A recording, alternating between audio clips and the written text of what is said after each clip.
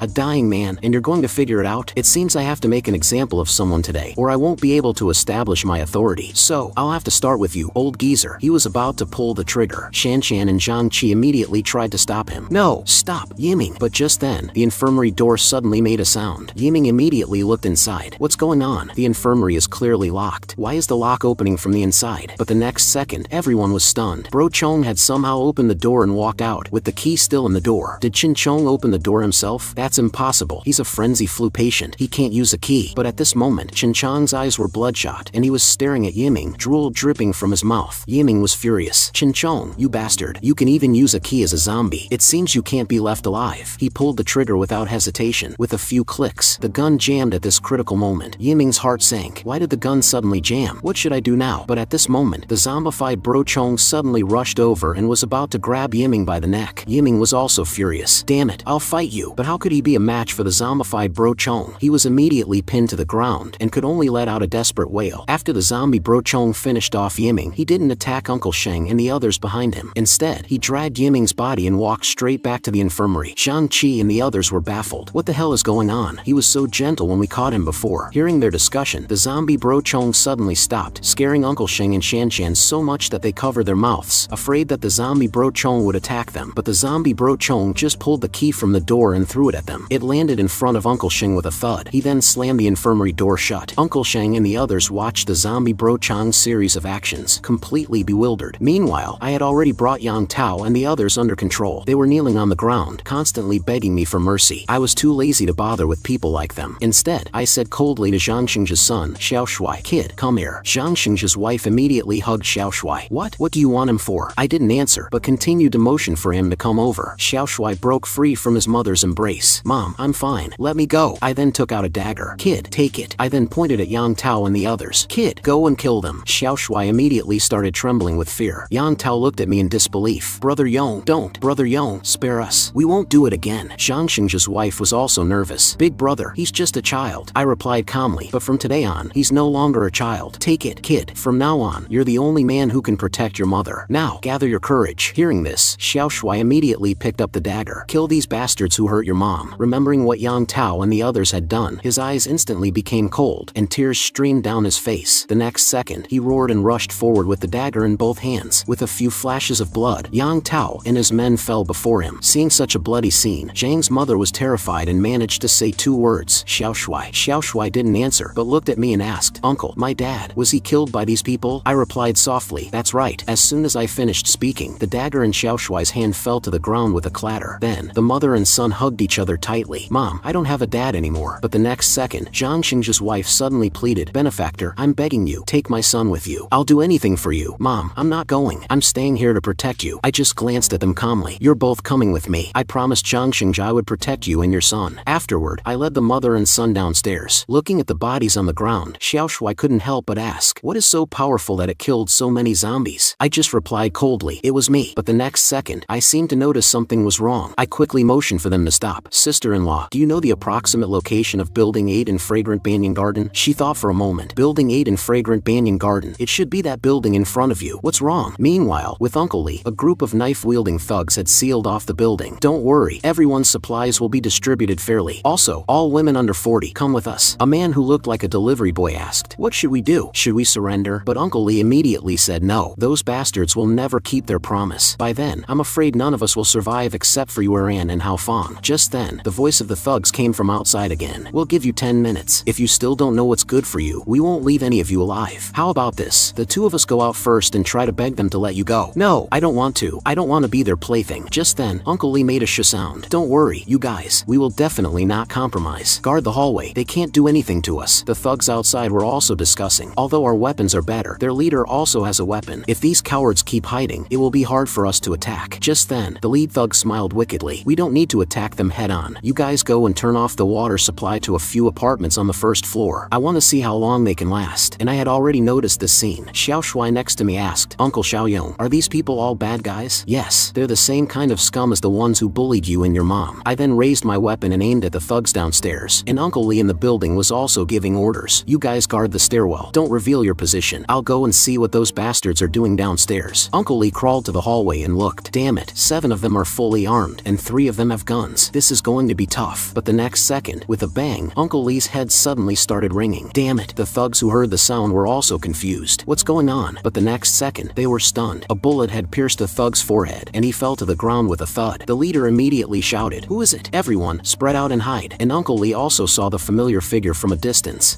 It's really that kid. He actually came back alive from over there. Before the thugs could react, my rifle fired several more shots. The thugs who couldn't dodge in time had a hole the size of a 100-meter diameter shot through them. Seeing this, the lead thug knew it was bad. To save his own life, he immediately ordered his men to return fire. But I wasn't worried at all. With the protagonist's halo, the bullets automatically swerved around me. These bastards are really amateurs. They need more practice, but that will have to be in their next life. The lead thug was also shocked. Where did this madman come from? He just started shooting without a word. "If this continues, I'm going to die here." So, he continued to shout at his men, "Are you fucking stupid? While he's suppressing me, you shoot him. I'm raising a bunch of useless bombs." Helpless, the thug's underling had to step out, raise his handgun, and shoot at me. But I just glanced at him with disdain. "Overestimating yourself." I dodged his bullet with a sidestep, then raised my rifle and pulled the trigger. With a few puffs, one shot hit his head, and another hit his heart. Seeing that there were no more gunshots, the lead thug became smug. "Kid, you're out of bullets, right? Then it's your turn to die." With that, he rushed at me with his gun. But I was the protagonist, so I wasn't worried at all. I had already predicted the trajectory of his bullet and easily dodged the attack with a turn of my head. I then grabbed his arm and his weapon with my right hand. In a fluid motion, I pressed the gun to his throat. With a bang, the bullet went through his neck and out his head, killing the lead thug on the spot. I was out of bullets, so I squatted down and searched his body. I then went to the first floor lobby of the community, where several thugs were already ambushing me on both sides. But as the protagonist, I already knew their intentions, so I was very calm. The moment they rushed over, I didn't move an inch. With a few bangs, several thug underlings were killed by me on the spot. So, I shouted inside, "Everyone, come out." Hearing my voice, Uncle Lee and the others came out, but seeing the bodies on the ground, they were all shocked. Xiaoshuai looked at me with admiration. "Uncle Xiaoyong, you were so cool just now." I just smiled. It was nothing. Just then, the system dinged. New mission, reinforcements, mission requirement, recruit the survivors of Fragrant Banyan Garden. Reward, 25 points. I then asked Uncle Lee, "Who are these people?" Uncle Lee replied, "These are the bastards from the Jade Mountain Villa area. Their den is in the south of the city." "Lu Chao, Chenjia, you two came from the south, right? Tell your brother Xiaoyong about Jade Mountain." "Brother Xiaoyong, it's like this. Those guys were originally a criminal gang. They had resources and weapons and had been occupying the Jade Mountain Villa area. Almost all the survivors from the south of the city were absorbed by them." I closed my eyes and thought, no wonder the name Jade Mountain was so familiar. In my previous life, it was the gathering place of Li Shuxiong and Cui Jing. Were these people sent by them? So, I continued to ask, "So, the people in Jade Mountain are the only gathering place in the south of the city, right?" Lu Chao quickly replied, "Not originally. occasionally, but they all have weapons. Other small gathering places had no ability to resist their attacks, and every time those bastards conquer a gathering place, they kill half of the people first, then take the young and beautiful women and those who are willing to go along with them back. Hearing this confirmed my suspicions. It must have been Li Shuxiong and Cui Jing behind this. Uncle Li was very confused. What's wrong, Xiaoyong? I didn't answer, but had Uncle Li search the three guys, confiscate their handguns, and then see if there were any other supplies. These guys should have a lot of bullets, and you can keep this rifle. I'll leave you 5 more magazines. Uncle Li couldn't believe his eyes. What about you, Xiaoyong? But I motioned for him not to worry. The bastards from Jade Mountain definitely won't give up. With these weapons, even if more than 10 of them come, they won't be able to do anything to you. You guys hold on here for a couple more days. I'll go back and sort things out, then I'll go and destroy their den. Chen Chao was stunned. You can't do that, brother Xiaoyong. The people in Jade Mountain are ruthless and never leave anyone alive. You're definitely no match for them, and they have dozens of people, maybe even more now. Uncle Li also chimed in. Yeah, Xiaoyong, it's not worth risking your life for us. We can just find another base. After all, they're several kilometers away, so they can't be watching us all the time. I just replied calmly. Don't overthink it. It's a personal grudge between me and them. Also, in a few days, I'll find someone to drive a bigger car to pick you guys up and take you to the east of the city, to the old T-City area. I've built an apocalyptic fortress there, and I'm a little short on manpower right now. I'll be leaving now. You guys must be very careful. Take care, Uncle Li, sister-in-law, Shuai, come with me. Meanwhile, at the Jade Mountain Villa area, the gate was guarded 24 hours a day, and the bodies of those who had resisted were hung outside the gate. At this moment, Li Shuxiong was talking with several people. A well-dressed man with red hair said, "Haven't you gotten the supplies from the Genie Entertainment City yet?" Li Shuxiong replied awkwardly, "Brother One, it's like this. I've already sent people over. They should be back by now." Just then, a young master-like person spoke up. "Brother One, there are a lot of high-end escorts living in Golden Radiance Mansion. We can't just focus on the supplies in Lekang, right, little ear?" Li Shuxiong could only force a smile. "Brother Kai, are we thinking the same thing? I've already told my men to bring back any living people they can." But the red-haired brother one was disdainful. "Little Li, it's not that I'm nagging you, but you've never once accomplished anything I've assigned you." Li Shuxiong quickly replied, "Brother One, don't worry. This time, I'll definitely get it done for you." Afterward, Li Shuxiong quickly walked out of the villa and let out a long sigh of relief. "Have the 7 people sent to Fragrant Banyan Garden returned yet?" A subordinate quickly replied, "Brother Li, I sent someone to investigate an hour ago, but the news was bad." "How is that possible? All 7 of them were killed? Isn't Fragrant Banyan Garden just a group of ordinary people? Can't they take them down with 3 guns? Right now, immediately, have Taozi call everyone who knows how to use a weapon. This time, I have to make sure there are no mistakes." After I finished dealing with the matter at Fragrant Banyan Garden, I drove back to the apocalyptic fortress. Hearing the car horn, Shan was excited. "It's a car. It must be Brother Xiaoyong coming back." She ran over to meet me. "Brother Xiaoyong, you're finally back." At the same time, I completed the Entrust Wife and Son mission, and my current points reached 36. Uncle Sheng looked at me calmly. "Xiaoyong, you're finally back safely." I smiled. "I made you worry, Uncle Sheng." But just as I suspected, that guy Lu Yiming was indeed a problem. Shan was surprised. "Brother Xiaoyong, you knew all along?" I didn't answer right away, but arranged for Zhang Qi. "You take them back to their rooms first. Come to the infirmary and find us later." Afterward, I explained the whole story to everyone. Uncle Sheng finally understood. "So, you knew all along that Lu Yiming would betray us?" I explained slowly. "Actually, I couldn't be sure it was him. What I was sure of was that among Zhang Qi's friends, there was definitely a bastard." I threw the weapon into Zhang Qi's arms with a thud. Just then, Zhang Qi took out the bullets and found that the magazine was loaded with rubber bullets. Uncle Sheng was confused. Then the child in the infirmary. I walked slowly towards the infirmary. "His name is Chinchong, right? He's not an ordinary zombie. He's a very rare variant." Afterward, I looked down at Chinchong. "If you can understand what I'm saying, blink your eyes 3 times in a row." Chinchong immediately blinked 3 times. Then I'll ask him again, "What's 3 times 3? Tell me with the number of blinks." "Very good. Not bad." It turned out that after the apocalypse, people infected by the otherworldly source had a very small chance of becoming rare variants. They usually had much higher intelligence or potential than zombies, and even inherited some of their memories from their past lives to varying degrees. Fortunately, Chinchong was one of those rare ones among the rare, and that loser Lu Yiming was just an ordinary zombie. Chinchong looked at me, asking how to deal with him, and kept gesturing to me. I thought for a moment. "Alright, Chinchong, you don't have to step on him like that. You can deal with him as you see fit." After receiving my order, Chinchong publicly dragged the already mutated Lu Yiming out of the door. Just then, Zhang Qi suddenly asked, "So, Bro Chong, do you really remember things from before?" Chinchong suddenly stopped, made a gurgling sound, and a sly smile appeared on his face. Zhang Qi was stunned, but the next second, Chinchong's actions left Zhang Qi completely baffled. Chinchong flashed and immediately launched a crotch-grabbing attack on Zhang Qi. "Damn it, you, Chinchong, it seems you really remember the old days. You've become a zombie and you're still so handsy." After dealing with that, I lay on my bed alone. Hidden achievement completed. Possess a variant companion. My points reached 46, which was was a real surprise. Let's see if the shop has refreshed with any new items. There was actually a level 2 black tech supply crate. I quickly sat up. Damn, a level 2 crate? This is the first time I've seen one. It's a pity that 50 points is too expensive. I'll open the other 2 crates first, so they don't take up space. So, I quickly tapped with my finger. Healing supply crate exchange successful. Reward obtained. Otherworldly infection blocker. Has a chance to block infection from otherworldly sources, but cannot reverse completed mutations. Armed deterrence supply crate exchange successful. Reward obtained. Barrett M82 special purpose sniper rifle. 10 rounds of .50 BMG 12.7mm high caliber ammunition. Damn it, the weapons from a level 1 crate are so powerful. Does that mean level 2 and 3 will give me airplanes and tanks? And this blocker, does it mean that people who are bitten can be cured before they turn? I can't wait to open the level 2 crate. I need to hurry up and complete this reinforcement mission tomorrow. And I can also recruit the 5 survivors from Fragrant Banyan Garden. And Chin Chong had also disposed of Liu Yiming's body. In the blink of an eye, it was the next day. I arranged for everyone in the base. From today on, everyone must practice shooting for at least 1 hour a day. This was followed by a burst of dense gunfire. Uncle Shen, go and get Zhang Qi and the others to clean up a few more empty rooms. There's a group of survivors in Fragrant Banyan Garden, and I'm going to pick them up today. Also, Chin Chong, you don't have to stay here. I have other things for you to do. Come with me. I then took Chin Chong outside and taught him how to deal with the zombies outside. Chin Chong, do you see the zombie in the car? It's your turn now. Not bad, not bad. Chin Chong quickly learned how to deal with other zombies. Just then, I took out the key from his mask and said, you can take it off. But Chin Chong blocked me. I motioned to him, it's okay. You don't have to wear it when I'm around. When we get to Fragrant Banyan Garden, you can wear it if you want. Don't scare anyone. Meanwhile, with Li Shuxiong, are the weapons ready? Are the personnel all here? Damn it, I don't believe I can't take down a mere Fragrant Banyan Garden with this. Everyone, move out. Today, I'm going to make those guys in Fragrant Banyan Garden wish they were never born. To complete the system's mission, I also rushed over as fast as I could. I ran over any zombies I encountered on the road with the bus. I was in a hurry and couldn't be bothered. Soon, Li Shuxiong and his group of scumbags arrived at Building 8 in Fragrant Banyan Garden. At this time, Uncle Li and the others were still eating upstairs, but they soon heard the sound of a car downstairs. Brother Xiaoyong. It must be Brother Xiaoyong coming back to pick us up. Uncle Li quickly made a shoe gesture. Don't be in a hurry. I'll go and see. When Uncle Li crawled to the window and looked, Li Shuxiong and his men had just gotten out of the car. Check your weapons. Target Building 8 ahead. Everyone, be alert and get moving. Damn it, I don't believe it today. Uncle Li cursed. It's not Xiaoyong. It's those bastards from Jade Mountain. Those bastards dare to come back. They really don't learn. We have guns now. Let's go out and fight them. But Uncle Li still waved his hand. Don't be reckless. They have more people this time, and everyone is armed. According to the previous division of labor, everyone, ambush. I'll go to the roof and find a position first. And Li Shuxiong was also arranging his men. This position is about right. If we go any further, these losers will be able to shoot accurately. With that, he aimed his gun at the building. Uncle Song was stunned. Get your head back in. As soon as he finished speaking, a burst of dense gunfire rang out, shattering the window where Uncle Song was. Just then, Li Shuxiong had his men bring over a loudspeaker and instructed them to set it up by the window. If anyone dared to show their head, they were to shoot immediately. With that, he started shouting at the building, but the next second, he was stunned. The moment he shouted, a bullet pierced his subordinate's forehead, and he fell to the ground with a thud, dead as a doornail. Li Shuxiong immediately knew something was wrong. From the force of the bullet, this is definitely an automatic rifle. So, he shouted at his men, everyone, find cover and hide. Those guys upstairs have an automatic rifle. Damn it, didn't the previous intelligence say they only had 1 handgun? Even with the one we captured last time, that's only 4 handguns. Where the hell did this automatic rifle come from? Brotherly, what should we do now? Li Shuxiong cursed. What else can we do? Retreat. Hearing this, his subordinate immediately ran into the distance. Li Shuxiong, who was behind him, cursed. Damn it, wait for my order to run together, you bastard. But it was too late. With a burst of rat-a-tat-tat, this subordinate was also killed. Everyone, on my command, charge out. 3, 2, 1, run. Hearing this, the group of scumbags immediately fled. But that guy Li Shuxiong just smiled. They were just a bunch of losers. It turned out that Li Shuxiong was using these scumbags to shield him from bullets. Taking advantage of the moment the automatic rifle was reloading, Li Shuxiong rushed out. A bunch of idiots. It's fine if they die. My life is more important. Soon, the remaining few people ran back to their cars. No matter how much his subordinates shouted, Li Shuxiong still fled without looking back. With a swoosh, the subordinate behind him was also shot in the head. Fortunately, the car had already driven far away, and the rifle could only hit the back of the car from a distance. Meanwhile, I was driving the bus and coming, but the next second, I heard a horn from the side and happened to meet Li Shuxiong's car at the intersection. But on second thought, I decided to let it go. I had to complete the mission first. After all, points were important. So, I continued to drive towards Fragrant Banyan Garden. From the battle scene left outside, it should be the rifle I left for Uncle Li that did the trick. The car at the intersection just now was probably the retreating plunderers, most likely those bastards from Jade Mountain. But just then, then, Chin-chong's throat suddenly made a goo-goo sound, and his mouth began to drool greedily. I asked with a smile, "What, you want to eat?" Chin-chong immediately responded with a ho ho ho. "If you want to eat, then eat. It's better than becoming food for other zombies." Chin-chong immediately became excited, his eyes turning red, and he rushed towards the zombie without a word. "After you're done eating, wait for me under Building 8 in the community." As soon as I turned around, Chin-chong began to feast on the zombie corpse, constantly making a hissing sound, as if he was enjoying it very much. As soon as I entered the community, I found the bodies on the ground. These must be the scumbags from Jade Mountain. Just then, Song Zishuan noticed it was me and shouted, "Brother Xiaoyong, it's really Brother Xiaoyong. Brother Xiaoyong, you're finally here to pick us up." After Uncle Lee came down, I asked, "Did you fight these people off?" Uncle Lee waved his hand. "Of course, but it's all thanks to you, Xiaoyong, for giving me this thing. I remember when I was in the army, I was one of the best in the regiment." But just then, a roar came from behind. Uncle Lee and the others immediately became alert. "What's that noise?" When they turned around, they found it was Chin-chong who had come over after eating the corpse, constantly roaring. So, Uncle Lee immediately aimed his rifle at Chin-chong. "Everyone be careful, there's a zombie." But I pressed down on Uncle Lee's gun barrel. "Uncle Lee, don't get excited, he's one of us." Hearing that the zombie was one of us, Uncle Lee was baffled. "What's going on? He's clearly a zombie." But I just pointed at the corpse on the side and motioned, "There's more over there, you go and eat." Chin-chong seemed to understand and nodded in agreement. Uncle Lee was stunned. "What's going on? Brother Xiaoyong, you can talk to zombies?" I just turned around and smiled. "He's not an ordinary zombie. It's hard to explain to you right now. Everyone, get on the bus first. I'll explain it to you on the way." I then motioned for Chin-chong to hurry up and eat, and to come back to the bus after he was done. After Chin-chong finished eating the corpse, he even put on his mask himself. This scene stunned everyone. How is that possible? A zombie can put on its own mask? This is crazy. He's kind of cool, Uncle Xiaoyong. I just smiled. "Come on, be careful he doesn't come over and beat you up." Soon, Chin-chong got on the bus, but the moment he got on, Uncle Lee instantly felt the bus shake slightly. "Damn, this guy is heavy." Just then, Chin-chong slowly took out a key and managed to say 2 words. "Key." Even I was shocked. Chin-chong could actually speak. Chin-chong kept repeating, "Key, key." I immediately realized that Chin-chong had eaten 6 corpses and was probably starting to evolve further. I had to go back and turn my points into strength. The strongest fighting force in the settlement could not possibly be a zombie. Let's go. And as for Li Shuxiong, damn it, what did I tell you? Li Shuxiong, you're a loser who can't do anything right and always messes things up. A bunch of people can't even handle a few civilians." Li Shuxiong quickly explained, Brother Lin, you can't blame me for this. Who knew those guys had an automatic rifle? I even lost several of my men." But Brother Lin's face was gloomy. "You're full of shit. Where would a small policeman get an automatic rifle? Do you think I'm a fool?" Li Shuxiong was very nervous. "Brother Lin, it's really true. You can send someone to check for yourself if you don't believe me." But as soon as he finished speaking, Brother Kai kicked Li Shuxiong away. "You're all a bunch of fucking losers. You failed the mission and you're still making excuses." Helpless, Li Shuxiong could only lean against the window, a million alpacas running through his mind. Watching Li Shuxiong leave, Brother Kai couldn't help but curse. "I've been looking down on this loser Li Shuxiong for a long time. Why don't we, now that he's lost so many of his men, why don't we just finish him off?" Just then, the little mustache next to him smiled wickedly. "You're probably just after that woman next to him, right?" Brother Kai also grinned. "You know me best, Brother Su, but it's not just me playing. Of course, we'll all share, right?" And Brother Kai also smiled wickedly. "Akai, don't be in a hurry. I'll find a suitable opportunity." But their conversation was overheard by Li Shuxiong outside the door. He was so angry he clenched his fists tightly. "You want to kill me? Just you wait. Sooner or later, I'll make you all die." When he got back, Li Shuxiong was so angry he started throwing things around. Chui Jing quickly asked, "What's wrong, honey? Calm down, honey." Li Shuxiong said angrily, "Pack your things right now. We're leaving. We probably can't stay here any longer. We have to plan ahead." Qingzai quickly came over. "Brother Li, what are your orders?" "Get the rest of the brothers right now. Tonight at midnight, follow me." Chui Jing vaguely sensed that something was about to happen, but seeing Li Shuxiong's angry face, she didn't dare to ask. Meanwhile, at the apocalyptic fortress, "I brought everyone back," Song Zishuan exclaimed as soon as he got off the bus. "This is really an apocalyptic fortress." Just then, the system dinged. "Successfully recruited the survivors of Fragrant Banyan Garden. Reinforcement mission completed. Additional reward of 25 points. Current points, 66. Not bad, not bad. I didn't expect to get extra points." Afterward, I ordered Chin-chong, "Tomorrow night, follow me to the south of the city." Uncle Lee was confused. "Brother Xiaoyong, what are you going to do in the south of the city?" I just smiled at him. "I have some cross-dimensional grudges with those people from the Jade Mountain Villa area that I need to settle." After returning to my room, I quickly brought up the points panel to see what good things I could get from the treasure chest this time. I hope it doesn't disappoint me. Black tech supply crate exchange successful. Current points, 16. Suddenly, the room was filled with blue energy. I was stunned. What could cause such a big commotion? Just now, when I opened the black tech supply crate, it was actually a plus 20 physical enhancement potion. This was extremely useful to me. It was worthy of a level 2 crate, so I chose to use it without hesitation. So, So, in the future, I would have 33 points of physical fitness, a 6-fold overall improvement over a normal person. This feeling was just too good. Just then, there was a swoosh outside the room. It was the reconnaissance bee I had sent out returning. I gently caught it in my hand. After it reported the situation to me, I gave it a new mission. Then, it was time to get down to business. Soon, it was the next day. All the personnel were practicing their shooting, and I was preparing to go to the south of the city with Chinchong. Just then, Uncle Lee reminded me, there are a lot of scumbags in the south of the city. Are you just going with him? I motioned to Uncle Lee. You don't have to worry. By the way, Uncle Lee, your marksmanship should be the best here. Can you help me train everyone? Hearing this, Uncle Lee immediately pointed to himself. I can't say for sure about other things, but as for marksmanship, you can rest assured and leave it to your Uncle Lee. After settling the matters at the fortress, I took Chinchong to the bus. Chinchong, let's go. Soon, we were driving the bus towards the south of the city. Meanwhile, with Li Shuxiong, how is Qingzai doing over there? A subordinate said, don't worry, Brother Li, he should be in position by now. In that case, let's set off as soon as possible. But just then, a strong car light suddenly shone over, blinding Li Shuxiong and the others. Li Shuxiong immediately questioned, who the hell is that? Afterward, 8 people appeared. The leader was Brother Su from the Jade Mountain Villa area, and in the car were Brother Kai and Brother Lin. But in the passenger seat was a familiar figure. It was actually Cui Jing. Only then did Li Shuxiong manage to open his eyes. What's going on? The little mustache, Brother Su, replied. Where are you going, Brother Li? Just then, Li Shuxiong reacted. Dong Su, Brother Su. So, Li Shuxiong could only lie awkwardly. Oh, it's Brother Su. We were just planning to take advantage of the dark and try our luck at Fragrant Banyan Garden again. But Brother Su's eyes were still very cold. Going to Fragrant Banyan Garden? Then take a look at who this is. With that, he threw Qingzai's body over. This scared Li Shuxiong on the spot. A subordinate next to him exclaimed, Qingzai. Brother Li, it's Qingzai. But Li Shuxiong's reaction completely stunned everyone. He elbowed his subordinate. What Qingzai? Open your dog eyes and take a good look. How is this Qingzai? He then touched his forehead and smiled awkwardly. Brother Su, who is this person? Why does he look so much like Qingzai? But Brother Su didn't care about any of that and just fired a burst of bullets, scaring Li Shuxiong so much that he could only helplessly cover his head. But when he opened his eyes, he found that he was fine, but his other subordinates had all fallen to the ground. Out of instinct for survival, Li Shuxiong quickly argued, Brother Su, I really don't know him. Brother Su, what are you doing? Brother Su just smiled and pointed behind him. You're really stubborn. Then take a good look and see who's in the car. With that, the car lights suddenly dimmed, but when Li Shuxiong saw the person in the car, he was shocked. The angry killing intent on his face could not be hidden. It's Cui Jing, you fucking bitch. But Cui Jing was snuggled up in Brother Kai's arms like a little bird. Seeing this, Brother Kai also laughed out loud. Li Shuxiong, stop being so stubborn. Jing has already told us about your betrayal. Hearing this, Li Shuxiong was completely enraged. Cui Jing, you bitch. You dared to betray me, and I was so good to you. But Brother Kai didn't care and asked Brother Lin behind him how to deal with it. Brother Lin just smiled and made a throat-slitting gesture. Then, a rope was tied tightly around Li Shuxiong's neck, and he was hung on the sign of Baikyuishan. With a few cracks, Li Shuxiong, who had been a villain all his life, was killed, leaving only a lonely corpse hanging there. Meanwhile, I had also arrived with Chinchong and was quietly moving forward along the path. But as soon as I reached the gate, I noticed something was wrong. There was a person hanging in front. So, I motioned for Chinchong to stop. When I looked up, I found it was Li Shuxiong, and he had already turned into a zombie and was constantly wriggling. Serves you right, but it's a bit of a pity that this guy wasn't killed by me. As I spoke, I flicked a stone, and with a snap, the rope broke. With a thud, Li Shuxiong fell to the ground. Without hesitation, I grabbed his hair. You dog bastard. Seeing as your end is so tragic, I'll avenge you. Meanwhile, in the Jade Mountain Villa area, Cui Jing was tied tightly to the bed, her body and face flushed with shame. Brother Lin,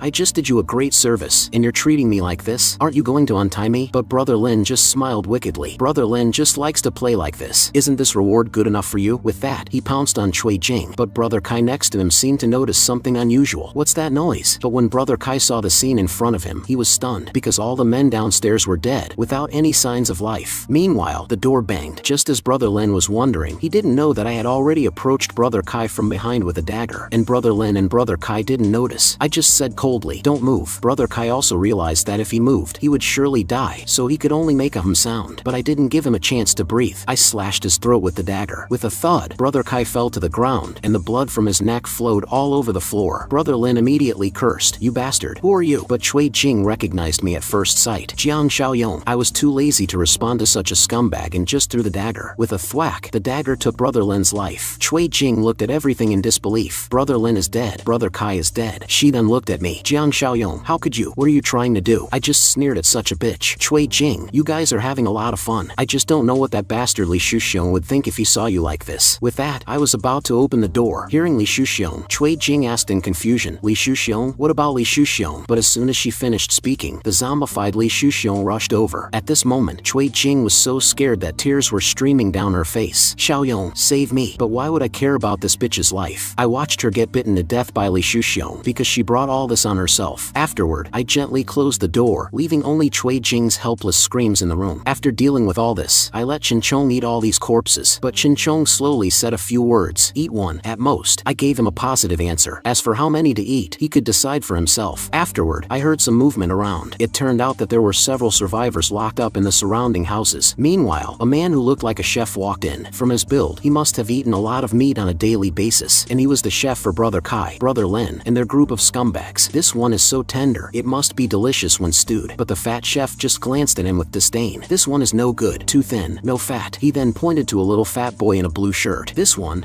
is fat. The soup will be delicious when stewed. With that, he directly grabbed the little fat boy's arm, but the little fat boy's mother held onto her son's hand tightly. Please let him go. The fat chef kicked her away. Get the fuck out of here. Damn it. Do you believe I'll stew you too? The woman in red knew she couldn't change the outcome, but she still begged the people around her on the ground. Please, please, have mercy. Save my son. But the people around her remained indifferent. Just as the little fat boy was about to be killed by the fat chef, the door suddenly banged, and the fat chef also looked outside and immediately found 3 holes of different shapes on the door. It was obvious that this was the sound of a shotgun. Damn it, who has a shotgun? A subordinate said. No one, only the boss has one. Taking this opportunity, the woman in red hugged her son tightly, and the fat chef and his subordinate stared at the movement outside the door. Suddenly, the door creaked open slowly, and the atmosphere on the scene became very tense. Just then, the fat chef ordered his subordinate, "What are you waiting for? Go and see what's going on." Helpless, the subordinate could only walk slowly towards the door, but as soon as he reached the door, Qinchong grabbed him by the neck, scaring the subordinate so much that he screamed. But before the fat chef inside could react, the subordinate's body was pulled out by Qinchong. The other subordinates were also scared stiff. Not good, it's a zombie. Shoot, quick, shoot. With that, a burst of dense bullets was fired, but no matter how dense their bullets were, they didn't cause any damage to Qinchong. And Qinchong also seized the opportunity when they were reloading, rushed in with a roar, and immediately attacked the fat chef. The fat chef was so scared by this scene that his jaw dropped, and Qinchong also decided to be a good person to the end and not let the fat chef suffer any pain. Without a word, he directly smashed his head, and then with a twist, he directly twisted the fat chef's face to his back, and the others were also stunned by this scene. But Qinchong's actions did not stop at this moment. He instantly turned into a stream of light and rushed over. Suddenly, the room was filled with the tragic screams of the scumbags. Soon, this group of scumbags was all dealt with by Qinchong, and the survivors on the side were very confused. Why didn't this zombie kill us? This zombie is completely different from what we've seen on TV. What the hell is going on? But just then, I slowly walked in. Not bad, bro Chong. Your movements are so fast even without taking off the chains and mask. Qinchong awkwardly struck a pose and managed to say a few words. This way, it's cooler. Seeing Qinchong speak, everyone couldn't believe their eyes. How is that possible? A zombie can actually speak? They looked at Qinchong as if he were a monster. A zombie can actually speak? The mother and daughter next to him were also trembling with fear. Seeing this, I quickly waved my hand at everyone. Don't be afraid, it's okay. He will definitely not attack you. But the little girl seemed a little disbelieving. It's a super monster, a monster that kills without blinking. Seeing this situation, I had to think for a moment, then squatted in front of the little girl and asked, "Little friend, have you seen guys of his kind before?" "Yes, we have." I quickly asked, "Where did you see them?" The woman said, "In the Waranfa supermarket in the Decoration City." Hearing this, I immediately knew something was wrong. How could it be so early? I thought it would be at least a month or 2 later. And the Decoration City is not far from the old Tea City. Qinchong behind me asked with difficulty, "What is it?" I explained to him, "A rare variant like you. Depending on the individual, they will retain their sanity and memory to varying degrees, so their hunting efficiency is much higher than that of ordinary zombies. But because the mutations are very unstable, most of you variants are cruel and very dangerous." Just then, Qinchong continued to ask, "What about me?" I patted him on the shoulder. "You're different from them. You're one of the lucky ones. And with me around, I will definitely not let you lose your mind." I then looked at the crowd and asked, "There should be other survivors in this villa area, right?" Everyone said, "There are still many people locked up in the sales office over there. Maybe there are still living people in the basement." So, I led everyone to the basement. As soon as I opened the door, I saw the black blood on the ground that had not yet coagulated. But after seeing the scene in front of me, not just me, but everyone's eyes widened. They have to capture survivors from nearby every day and then slaughter them. This should be the reason why there are no other gathering places in the south of the city. But they've slaughtered so many people. Can those guys eat that much? Just then, a man explained, "They move the meat out regularly. We don't know how many of them there are, but I could tell at a glance roughly how many people there were, so they definitely couldn't eat that much. The only possibility was that they were feeding zombies." "Tell me about the situation at the sales office you mentioned earlier." Afterward, I learned from the man that the sales office was near the south gate, about a kilometer from here. The people who were captured were first locked up there, and those who were eliminated or tired of being played with were sent here to be slaughtered. But just then, the system sent a new mission. Mission content: expand the community. Requirement: increase the community rating as much as possible. Current rating 2, reward 20 points. Current points 36. Meanwhile, at the sales office, I thought I heard gunshots from the north gate just now. They're using living people for target practice. But just then, Chinchong suddenly appeared, scaring the two of them so much that they screamed, "Zombie! Zombie! Help!" And as for the sales department, several girls were sitting together, all looking pitiful, without any clothes on. What's going on outside? They can do whatever they want. I just hope they don't come in. Please don't come in. But as the doorknob slowly turned, the girls in the room were terrified to the extreme. Don't come in. But it wasn't those scumbags who came in. It was me. Seeing this, the girls' expressions finally calmed down. I then led these survivors away. A girl behind me asked, "Are you really willing to provide us with a place to go? You're not lying to us, are you?" I replied coldly, "I'm not lying to you, but each of you needs to work." Hearing that they only needed to work, everyone said it was no problem. Our hands and feet are still intact. We can still do some work. In that case, let's not delay. Let's go now. I then had everyone get on the bus. In a short time, I brought them all back to the apocalyptic fortress. Seeing it was me, Shan on the tower quickly shouted, "It's Brother Xiaoyong back. I'll go open the gate." But Zhang Qi quickly reminded her, "Wait, Brother Xiaoyong didn't drive the car directly in. Let's see what they're doing first." Just then, I explained to everyone, "That's our fortress ahead, but I can't let you in yet." Hearing this, everyone also expressed their understanding. After all, in this apocalyptic world where people eat people, the world is treacherous, and they all understood. So, I had them live on the side of the fortress for now, in specially reserved temporary board houses and wire fences. Although it was not as safe as inside the fortress, the conditions were still good compared to ordinary gathering places. This old T-City area still has many unfinished buildings and empty land. You can slowly transform it in the future, and the conditions will get better and better. Seeing this, everyone quickly bowed to me. "We are so grateful. We can't repay you, benefactor. Thank you." Meanwhile, at the Jade Mountain Villa area, a heavy truck drove over, constantly honking its horn to urge them on. But no one came to open the gate for a long time. Damn it, why is no one responding? What the hell is Zhang Qingwen doing? But then she felt that something was wrong. So, she quickly opened Brother Wen's door, and what she saw was the black blood on the ground. The woman's heart immediately skipped a beat, and in front of her were Brother Wen, Brother Kai, and Li Shuxiong. At this moment, the three of them had all turned into zombies. Seeing the woman's arrival, the zombie Li Shuxiong immediately roared and rushed towards the woman, and Brother Kai and Brother Wen also followed closely behind. But the woman was not flustered at all. She casually struck and directly knocked Li Shuxiong down. After a dazzling flash of blades, the woman slowly wiped the blood from her dagger. Just then, a subordinate next to her asked, "Big sister, Zhang Qingwen is dead. What about the meat in the future?" The woman just replied calmly, "There's no way. We can only do it ourselves. But before that, I want to kill all the people who broke our rules." Sister Rue came to the door, all dead, not a single one left alive. So, Sister Rue quickly asked, "What about the meat?" A subordinate said, "The meat is still there." "Then don't dawdle. Get the car over here and load the meat." Soon, a heavy truck drove over, and Sister Rue was watching the surroundings. In the blink of an eye, Sister Rue made a new discovery. So, she quickly bent down and looked at the wheel tracks on the ground. A subordinate next to her quickly asked, "Sister Rue, did you find something?" Sister Rue didn't answer, but a faint smile appeared on her lips. "I want to see what kind of person has this ability." Meanwhile, I was sitting on the tower. How does this community rating add up? The population is probably an important indicator. The land is enough for now, thanks to that snob from before. Just then, a thought came to my mind. Right, that rare species. Afterward, I went to the temporary residential area next to the tower. When the people saw me, they quickly showed their respect. "Benefactor, you're here." They were about to kowtow to me. Seeing this, I quickly stopped them with my hand and motioned, "You don't have to do this. This is what I should do." Afterward, I looked at the long-haired woman on the side. "The super monster you mentioned before, where exactly did you see it?" The woman said, "In the Waranfa supermarket in the Decoration City. We were going to look for supplies there, and then we encountered that monster. Several people were killed by that monster. In a panic, everyone scattered. Then my daughter and I ran into the people from the Jade Mountain Villa area. At first, we thought we were saved, but who would have thought that those guys were a bunch of bastards?" Hearing this, I couldn't help but mutter, "Waranfa supermarket." Just then, Shan and Zhang Qi suddenly walked over. "Brother Xiaoyong, we still have a lot of supplies. There's no need to provoke that monster." But Zhang Qi said, "If this continues, we'll eventually run out of everything. Of course, the more supplies, the better." But I wasn't concerned about the supplies, because the most important point was that the Decoration City was less than 2 kilometers from here. We couldn't let a monster pose a threat to us from such a close distance. Hearing this, the woman's basin fell to the ground. "Benefactor, you must not go. That monster kills without blinking." I just smiled. "Don't worry, we know what we're doing." I then turned to Zhang Qi and motioned, "Call Bro Chong. Let's go and meet that guy." Meanwhile, at the entrance of the Waranfa supermarket, a group of people were here to collect supplies. I told you, I remember remember there was a big supermarket around here, but the man with the square nose next to him motioned. Don't be too optimistic yet. Maybe all the supplies inside have been taken. But the woman in the lead didn't think so. But don't be too pessimistic either. We've been to many supermarkets, big and small, and there's still a lot of stuff left, right? Wanwan is right. With our courage and ability, there are probably not many people who can walk around so freely in the apocalypse. As they spoke, they arrived at the supermarket. Although it had been plundered, it was far from being completely plundered. There should still be a lot of good stuff left. Just then, the woman picked up a pan and hit the wall a few times, then shouted at the empty hall, "Is anyone there?" She then held her breath and listened carefully to the surroundings. After waiting for a few seconds, a few zombies soon came out and rushed at them, and everyone was ready to fight. After a round of frying pans and screwdrivers, the few zombies were quickly dealt with by everyone. Haha, it was so easy. It seems there aren't many zombies here. The zombie horde was probably lured away by the last group of plunderers. It seems we've hit the jackpot today, but we must remain vigilant and then continue to go deeper. But he didn't know that a tall, dark shadow had appeared on the side of the group. It was the variant that had taken over the Warunfa supermarket. Prey, fresh prey, and everyone was still excitedly moving supplies. I didn't expect there to be so much. It's enough for us to eat for several years, right? Just then, the woman in the lead excitedly pointed to the side. Look over there, it's a bed. My favorite big bed. I don't care, I'm staying here and not leaving. The others also chimed in. Why don't we just settle down here? That's a good idea, the square-faced man and the square-nosed man said. We're going to have a smoke. As the lighter flame lit up. What do you think, big brother? Are we really going to stay here? The square-faced man replied seriously. There are too many entrances to this mall. It's not easy to defend, and the supplies are rich, so it's easy for others to target us. But when we came over, I saw a two-story building over there that was quite. But before he could finish, with a crack, a sharp spike pierced the square-faced man's chest, scaring the square-nosed man so much that he cried out. And just then, the variant also spoke slowly, so tender, the texture must be good. Seeing this, the square-nosed man quickly turned and fled. Help, help, there's a ghost, a ghost. Hearing the sound, everyone immediately looked behind them. What's wrong? But when they saw the square-nosed man covered in spikes, they were stunned. As the variant lifted the square-nosed man into the air, then pulled him apart. With a tear, the square-nosed man was torn in half by the variant and let out a dull roar. Seeing this, the woman in the lead was so shocked her jaw dropped. She had only one thought in her mind. Retreat. Quick, retreat. Get out of here. But the variant rushed at them with a burst of speed. Trying to run? None of you will get away. With that, his arm with spikes pierced the woman who had fallen behind, scaring the few in front to speed up their escape. Ah, no, I don't want to die. But the man was still a step too slow and was killed by the variant with one blow. Just as they were about to reach the supermarket exit, the hope of escape was right in front of them. We'll be saved once we get out. But with a bang, the supermarket gate was slammed shut, completely cutting off the woman's escape route. At this moment, the woman was like a lamb to the slaughter, only able to watch as the variant stabbed at her. Just as the woman thought she was going to die, what awaited her was not death, but the sudden appearance of Bro Chong. The woman was still begging for mercy. Woo, I don't want to die. But Bro Chong ignored her and walked past her. Just then, my voice came from behind. Miss, don't be afraid. The woman looked at me with confusion. You're the one who bought the land, Mr. Zhang? Seeing this, I quickly helped her up. Oh, you're the young lady from the sales office? If I remember correctly, your name should be Ning Wanwan, right? But just then, a roar came from the supermarket, scaring Ning Wanwan so much that she covered her head and shouted, Ghost, there's a monster. There's a monster in the mall. Run. Seeing this, I quickly comforted her. Don't be afraid. The monster has been blocked. Hearing this, Ning Wanwan finally calmed down and subconsciously put her hand on me. But when she saw the scene in front of her, she was stunned. Bro Chong was holding back the variant's attack, and the variant was giggling. You want to take it all for yourself? Just then, I shouted at Bro Chong in front. Bro Chong, can you handle it alone? Bro Chong motioned. I'll try. With that, he suddenly exerted his strength and threw the variant into the supermarket. After the variant stabilized itself, it continued to giggle, the feeling of meeting a fellow for the first time. It's so good. As soon as it finished speaking, it rushed at Bro Chong. But Bro Chong was not flustered at all. After the variant got close, he dodged the attack with a sidestep, but the variant was still shouting. I wonder if eating my own kind will make me evolve faster. But as soon as the variant finished speaking, Bro Chong's sandbag-like fist came over, not giving the variant a chance to react, and directly slammed it into the ground. But the variant was still stubborn. You bastard, you actually have some strength. Seeing this, Bro Chong was also tired of its nonsense and kicked the variant in the head with a split. Suddenly, with a crack, the place where the variant was completely shattered. But Bro Chong immediately found that the variant had disappeared. But when Bro Chong looked up, this guy had actually flipped over and stuck to the ceiling, roaring at Bro Chong. The strength I've accumulated from hunting prey all this time, I finally have a chance to use it. Bro Chong only felt a whoosh by his ear. The variant instantly snuck up in front of Bro Chong and kept giggling at him. No matter how Bro Chong dodged, the variant still followed closely behind. Seeing this, Zhang Qi was nervous. Brother Xiaoyong, why is Bro Chong at a disadvantage? How did this monster suddenly become so powerful? But I just replied calmly, it seems we came at the right time. If we had let him hunt for a while longer, I'm afraid we really wouldn't have been able to handle him. With that, I took out an automatic rifle from my space, stunning Ning Wanwan on the side. What's going on? He just pulled a gun out of thin air? Just then, I gave an order to Bro Chong through my consciousness. Bro Chong, if you can control him for a second, I won't mock you later. Seeing this, Bro Chong also did not hesitate, directly holding the variant tightly. No matter how much it struggled, it was useless. Afterward, with a bang from the gun, a bullet pierced the variant's forehead. The variant immediately retreated quickly, but who would have thought that this guy's vitality was so tenacious? He actually managed to stand firm on his body.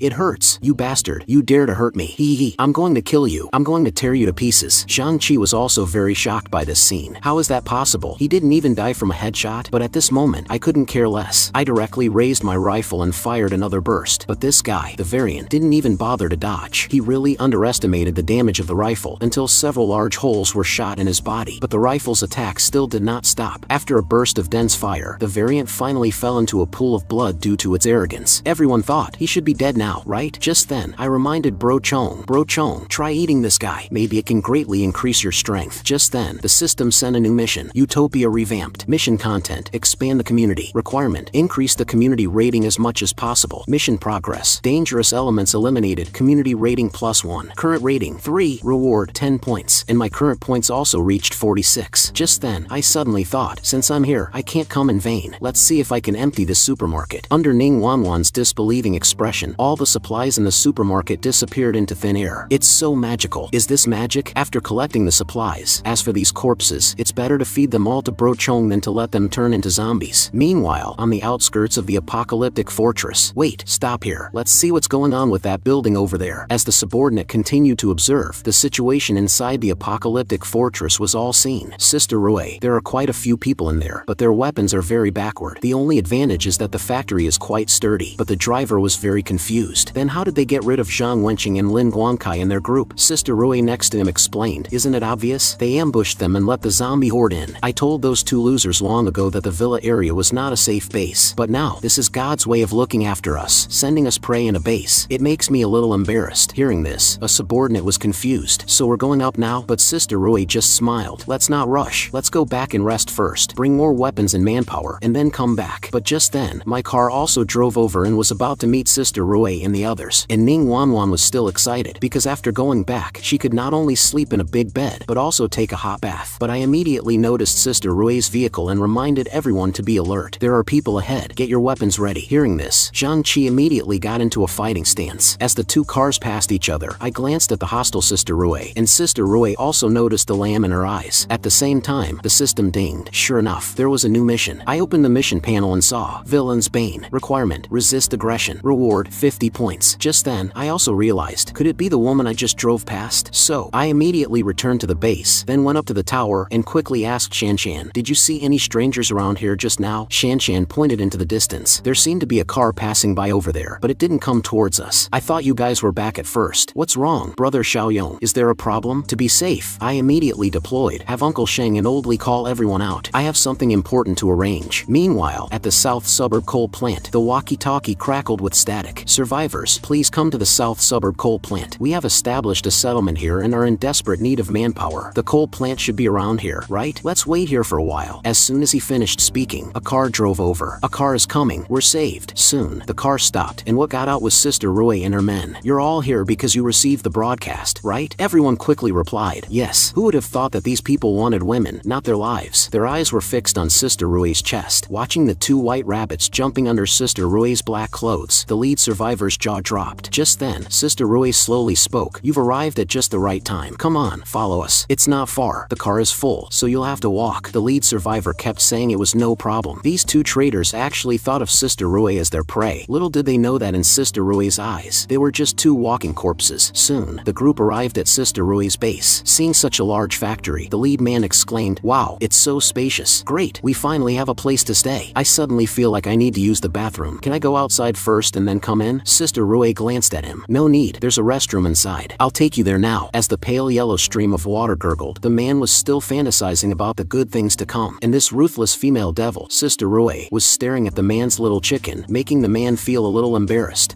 Miss, I know what you're thinking. Come on, serve me well, brother. Don't be shy. Brother is very strong in that department. But before he could finish, with a pft, his eyes widened, and he screamed, and Sister Rui looked at the man man coldly, her dagger mercilessly cutting down. The next second, with a thud, this fearless man died on the spot. Sister Rui sneered with disdain. I thought it was some kind of top-tier item, but it turned out to be just this. As soon as Sister Rui walked out of the bathroom, a subordinate reported, "Everything's taken care of outside, big sister." Sister Rui said, "You guys did a good job. Drag that guy out of the bathroom too, and call the second and third in command." And I had gathered all the personnel and explained the general situation to everyone. Someone is watching us from outside, but I don't have any information about the enemy right now. From now on, we may face external enemy invasions every day. Shang-Chi, Bro Chong, you two come with me later. We'll clean out the unfinished building in the southeast and let those refugees move in there temporarily. Otherwise, they'll all become cannon fodder when the enemy attacks. Shanshan clenched her fists. Brother Xiaoyong, Four Eyes, and I are going too. And us, we two brothers are going to help you too. And me, Brother Xiaoyong, what are you, a little kid, getting involved for? Seeing everyone's enthusiasm, Ning Wanwan was also a little moved. This atmosphere, can I go with you too? I looked at everyone seriously. You've all thought it through. There shouldn't be any danger over there. Uncle Sheng and Old Li can stay and guard the house. The rest of you can all come along. So, under my leadership, we quickly formed a team of more than 10 people, and our target was the zombies occupying the unfinished building. Under Bro Chang's leadership, I didn't expect these people to be so powerful. In less than half an hour, all the zombies were cleaned up by us. Everyone, check yourselves and see if anyone is injured. I then instructed the people behind me. Someone might attack us in the next few days. You guys can settle down here for now, but who would have thought that everyone would respond in unison? We can fight too. We also want to contribute our strength. I thought for a moment. Alright, in that case, you guys clean up this place first. I'll bring some handguns and magazines over later. When the enemy attacks, we'll communicate with walkie-talkies. Remember, you must follow my commands. The subordinates were busy preparing to seize the supplies from the fortress. Meanwhile, with Sister Roy, a voice suddenly came from behind her. What's wrong, big sister? Is everything going smoothly? And the big guy next to her was constantly muttering, "Human flesh, eat human flesh." Sister Roy replied angrily, "Smoothly, my ass. The Jade Mountain Villa area has been taken over. We'll have to rely on ourselves for food in the future." The little yellow-haired guy asked with confusion, "Who did it? Do you know?" The big guy roared angrily, "Meat. No human flesh to eat." Baby is not happy, but Sister Roy suddenly smiled and replied, "It's a group of people from the east suburb, and there are quite a few of them. Tomorrow morning, the second in command and I will lead a team to attack and slaughter all the people in the east suburb. And to deal with the coming crisis, I brought out the system shop overnight. 46 points. What should I get? Just now, when I opened the box, I found physical overload. Increases personal attributes by 25%, but enters a weakened state after the effect ends. This boost would push me past 40 points, equivalent to unleashing 8 times the strength of a normal person. I can't wait to test this new ability. Meanwhile, on the outskirts of the Apocalypse Fortress, Sister Rui's convoy, intent on invasion, was rapidly approaching. Sister Rui sternly reminded her subordinate, "Reiterate the attack plan to everyone. First, drive in and kill all the refugees outside. Then, when the second in command starts breaking down the gate, everyone uses the modified vehicles as cover to lay down suppressing fire. Make sure they follow the plan." Looking over at the second in command, he was yelling incessantly, "I'm so hungry. Kill. I want to eat people." Soon, Sister Rui's convoy was about to reach its destination, and I was also making meticulous preparations on my end. At this moment, Uncle Lee beside me asked doubtfully, "Although this place is more hidden, the field of view is much worse than the watchtower, and there's a huge blind spot at the base of the wall." But I motioned to Uncle Lee, "Don't worry, we're defending from here not for the view, but to give you a special mission." Hearing this, Uncle Lee was puzzled. "What mission?" I smiled slightly. "I seem to recall you mentioning that you were a sniper during your few years in the army, right?" Uncle Lee scratched the back of his head in embarrassment. "Ah, you remember wrong, Xiaoyong. It wasn't a few years, just a few months. My skills were just enough to fill in." In response, I just asked calmly, "So, can you shoot accurately at a distance of 100 or 200 meters? Hearing this, Uncle Lee immediately puffed out his chest. "You're underestimating your Uncle Lee. As long as there's no strong wind, I can hit whatever you point at within 500 meters. In that case, that's all I need." I had also prepared a super weapon for Uncle Lee. Subsequently, Zhang-Chi brought out the super weapon. "What is this thing? Why is it so heavy?" It took me forever to finally move it over. Seeing it, Uncle Lee was instantly shocked. "Is this the legendary king of snipers, the Barrett cannon? Not just anyone can own this." "Xiaoyong, where did you get this?" I replied, "Uncle Lee, don't ask so many questions for now. We only have 2 magazines." Holding the Barrett, Uncle Lee caressed it lovingly. I understand.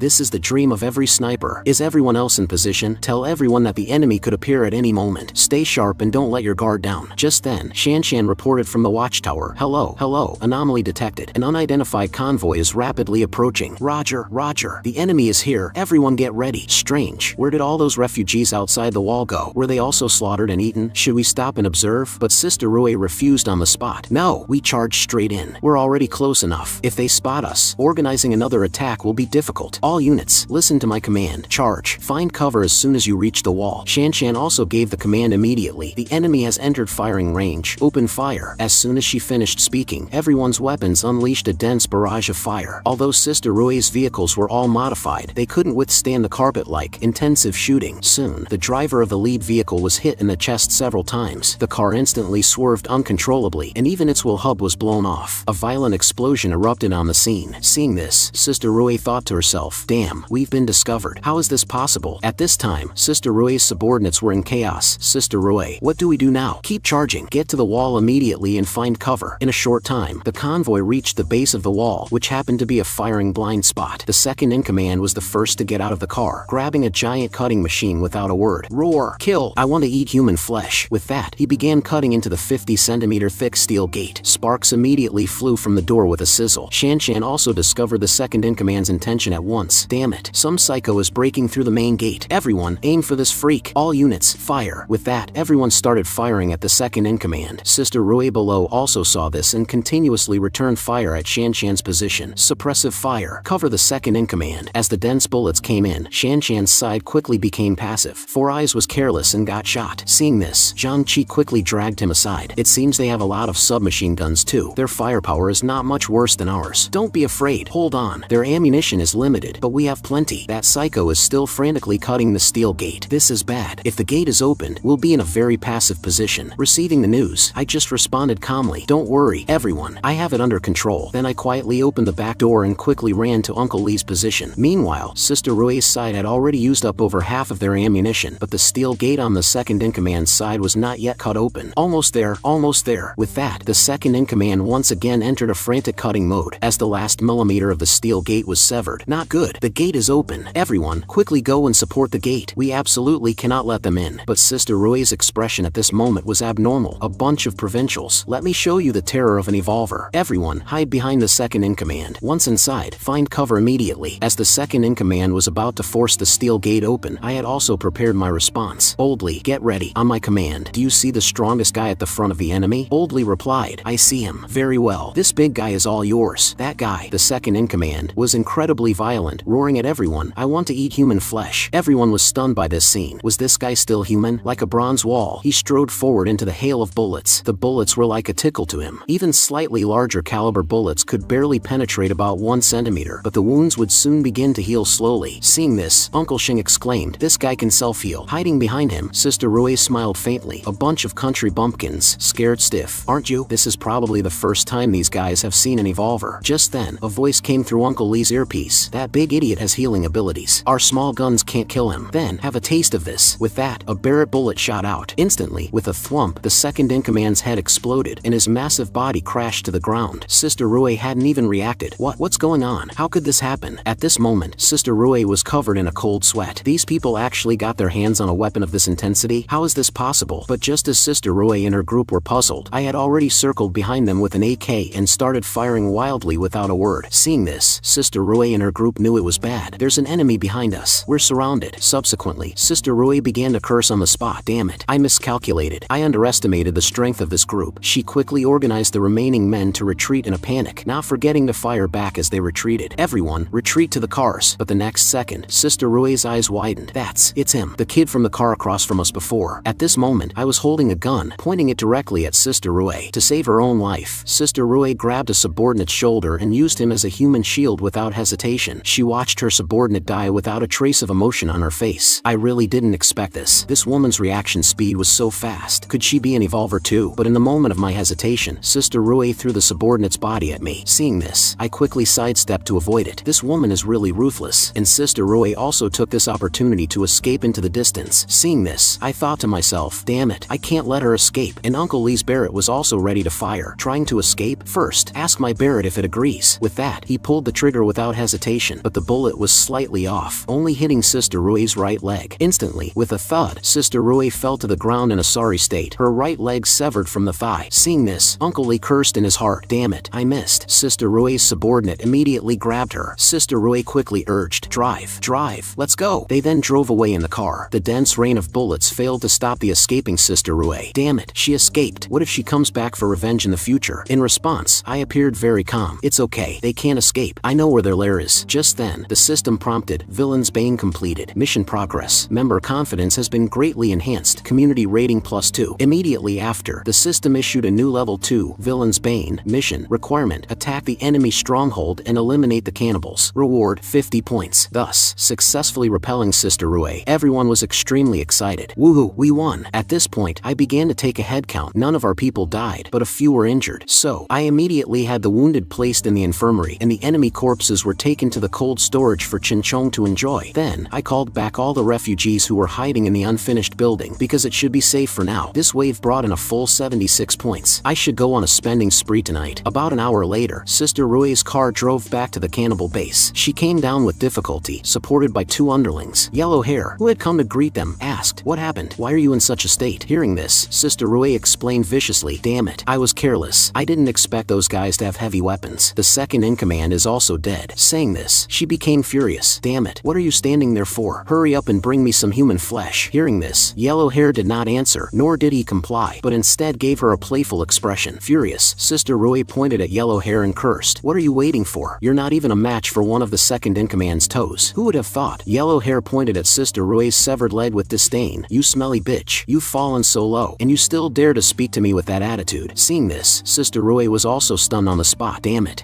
are you trying to rebel?" With that, she immediately ordered the underlings behind her, "Don't just stand there. Take down this good for nothing." But who would have thought? The underlings behind her didn't even move. Instead, they all cast hostile gazes at her. No matter how much Sister Rue raged, it was useless. At this moment, Yellow Hair taunted her triumphantly. "Your leg is crippled now, and the second in command is dead. I am the strongest in the base. Besides, the brothers have had enough of you." With that, he looked up with disdain and asked, "Why don't you ask everyone, right?" At this moment, Sister Rue also knew that she would not have a good end today, but the pride of a strong person did not allow her to back down. "Damn it, you dare to rebel. Don't think I can't deal with you just because I'm like this." But no matter how harshly Sister Rue spoke, those underlings still pressed closer to her. "No!" But Yellow Hair excitedly raised the steel pipe in his hand. "Ha ha ha, you smelly bitch, you have your day too." With that, the third in command hit Sister Rue with a club. Seeing this, the other subordinates did not hesitate, and without a word, they began to beat Sister Rue wildly. No matter how much Sister Rue begged for mercy, these guys had no intention of stopping, until Sister Rue's eyes rolled back and she spewed out a mouthful of 1982 black blood. Thus, the once invincible Sister Rue was completely offline. At this time, a subordinate behind him spoke. "Third boss, next." But before the subordinate could finish, the third in command flew into a rage on the spot. "What did you just call me?" Seeing this, the subordinate immediately cowed out. "I forgot to call you boss." "Boss, I'm sorry, my mouth slipped." So, the third in command waved his hand impatiently. "Alright, if you have something to say, spit it out." "Boss, this bitch is dead now. Second brother is also dead, and so many brothers have died. Our overall combat effectiveness has been greatly reduced. What if we encounter that guy?" Hearing this, the third in command pondered for a moment. "You mean the tentacle man? That guy is indeed not easy to deal with, but you don't have to worry too much. We can go and seek refuge with the guys from the West Steel plant." Afterward, we arrived at the third in command's base. "Brother Xiaoyong, you were right. This place is indeed the base of those guys." Hearing this, I motioned for them to be quiet. "Sneak in quietly. Try not to make any noise." But after searching for a long time, we found nothing. Did those guys all leave? Maybe they were afraid we would pursue them and fled in advance. Looking at Sister Rue's body, Uncle Lee couldn't help but sigh. "This is the woman I shot. These scumbags even kill their own people." In response, I just replied calmly, "I'm not surprised by this at all." At this time, Zhang Qi asked, "Brother Xiaoyong, the big guy we faced before was obviously a bit different from Bro Chong." Uncle Lee next to him also couldn't help but ask doubtfully, "Yeah, Xiaoyong, I think I heard them shouting something about evolvers." "What are evolvers? How can one quickly become an evolver?" Hearing this, I just coldly spat out 2 words, "Eat people." Hearing this, the 2 were stunned on the spot. Eat people? They became evolvers and evolved like this? That's right, the most direct way to become an evolver and gain powerful abilities like a zombie is to eat people. At this time, Zhang Qi voiced his doubts. Then Brother Xiaoyong, are you also? Uncle Lee also asked in disbelief. If that's the case, doesn't that mean we all have to eat people to survive in the apocalypse? To their questions, I just smiled faintly. Don't worry, although eating people is the most direct way, it is not the only way. With that, I took out a variant core and handed it over. Eat it. In the end, both evolvers and zombies can be considered variants. Variants need to absorb the energy of variants to evolve. The variant's energy of ordinary people is scattered in their flesh and blood. Although it is pitifully small, it is better than nothing. And for evolvers and rare variants, their variant's energy is more abundant and will condense into a core. As the disaster deepens, even zombies have a certain chance of condensing a variant core. Hearing this, Uncle Lee quickly asked, that is to say, zombies also have this variant energy in their bodies? Can we just eat zombie meat directly? Zhang Qi next to him instantly cried out, damn, Uncle Lee, you eat it if you want. I'm not eating that stuff. So, I quickly explained explained, ordinary people can't eat zombie meat. They will get infected. Only variants like Bro Chong can become stronger by devouring other zombies. At this time, the system also sent a new prompt. Mission, Villain's Bane Level 2 completed. I didn't expect the system to settle the score directly. It seems that even if there are still people left, they no longer pose a threat. But just then, a sense of crisis suddenly came over me. Watch out! I saw a zombie with its mouth wide open rushing towards me. Seeing this, I quickly plunged my dagger into its body and dealt with it cleanly. I didn't expect it to be able to sneak up on me so quietly. Then I cut a slit in the zombie's body and took out another variant core. It seems it's time for a hunt. Then I motioned for Uncle Lee and Zhang Qi to eat it. Seeing this, Zhang Qi immediately waved his hands. I won't eat it. Give it all to Uncle Lee. Holding the variant core, Uncle Lee pondered for a moment. After much deliberation, Uncle Lee finally made a decision. Damn it, I'll risk it. With that, he swallowed the core without hesitation. Instantly, the aura on Uncle Lee's body became stronger. After Uncle Lee had absorbed the energy for a while. Xiaoyong, this feeling is so damn good. Seeing this, I reminded him, although the feeling is good, you've just entered the ranks of evolvers. Your strength is far from enough to let you walk sideways in the apocalypse, so you must not be reckless. Uncle Lee motioned. Don't worry, I understand this. Since the crisis has been lifted, let's go back. Meanwhile, at the West Wind Steel plant. Stop, who are you? Seeing this, the third in command quickly spread his hands and motioned. It's me. I'm the third in command of the coal plant. Hearing this, the man motioned. You guys wait here. I'll go and inform the leader. In a short time, he brought the third in command into the steel plant. A bald man spoke up. Third master, why is it you this time? Why didn't Jingrui and second brother come? Seeing this, the third in command scratched his head awkwardly. It's like this. We were attacked. To cover our escape, the big sister and second brother both died. Hearing this, the bald man was surprised, but he didn't ask any more questions. Someone, take third master and the brothers from the coal plant to the safe house. The glasses girl next to him also chimed in.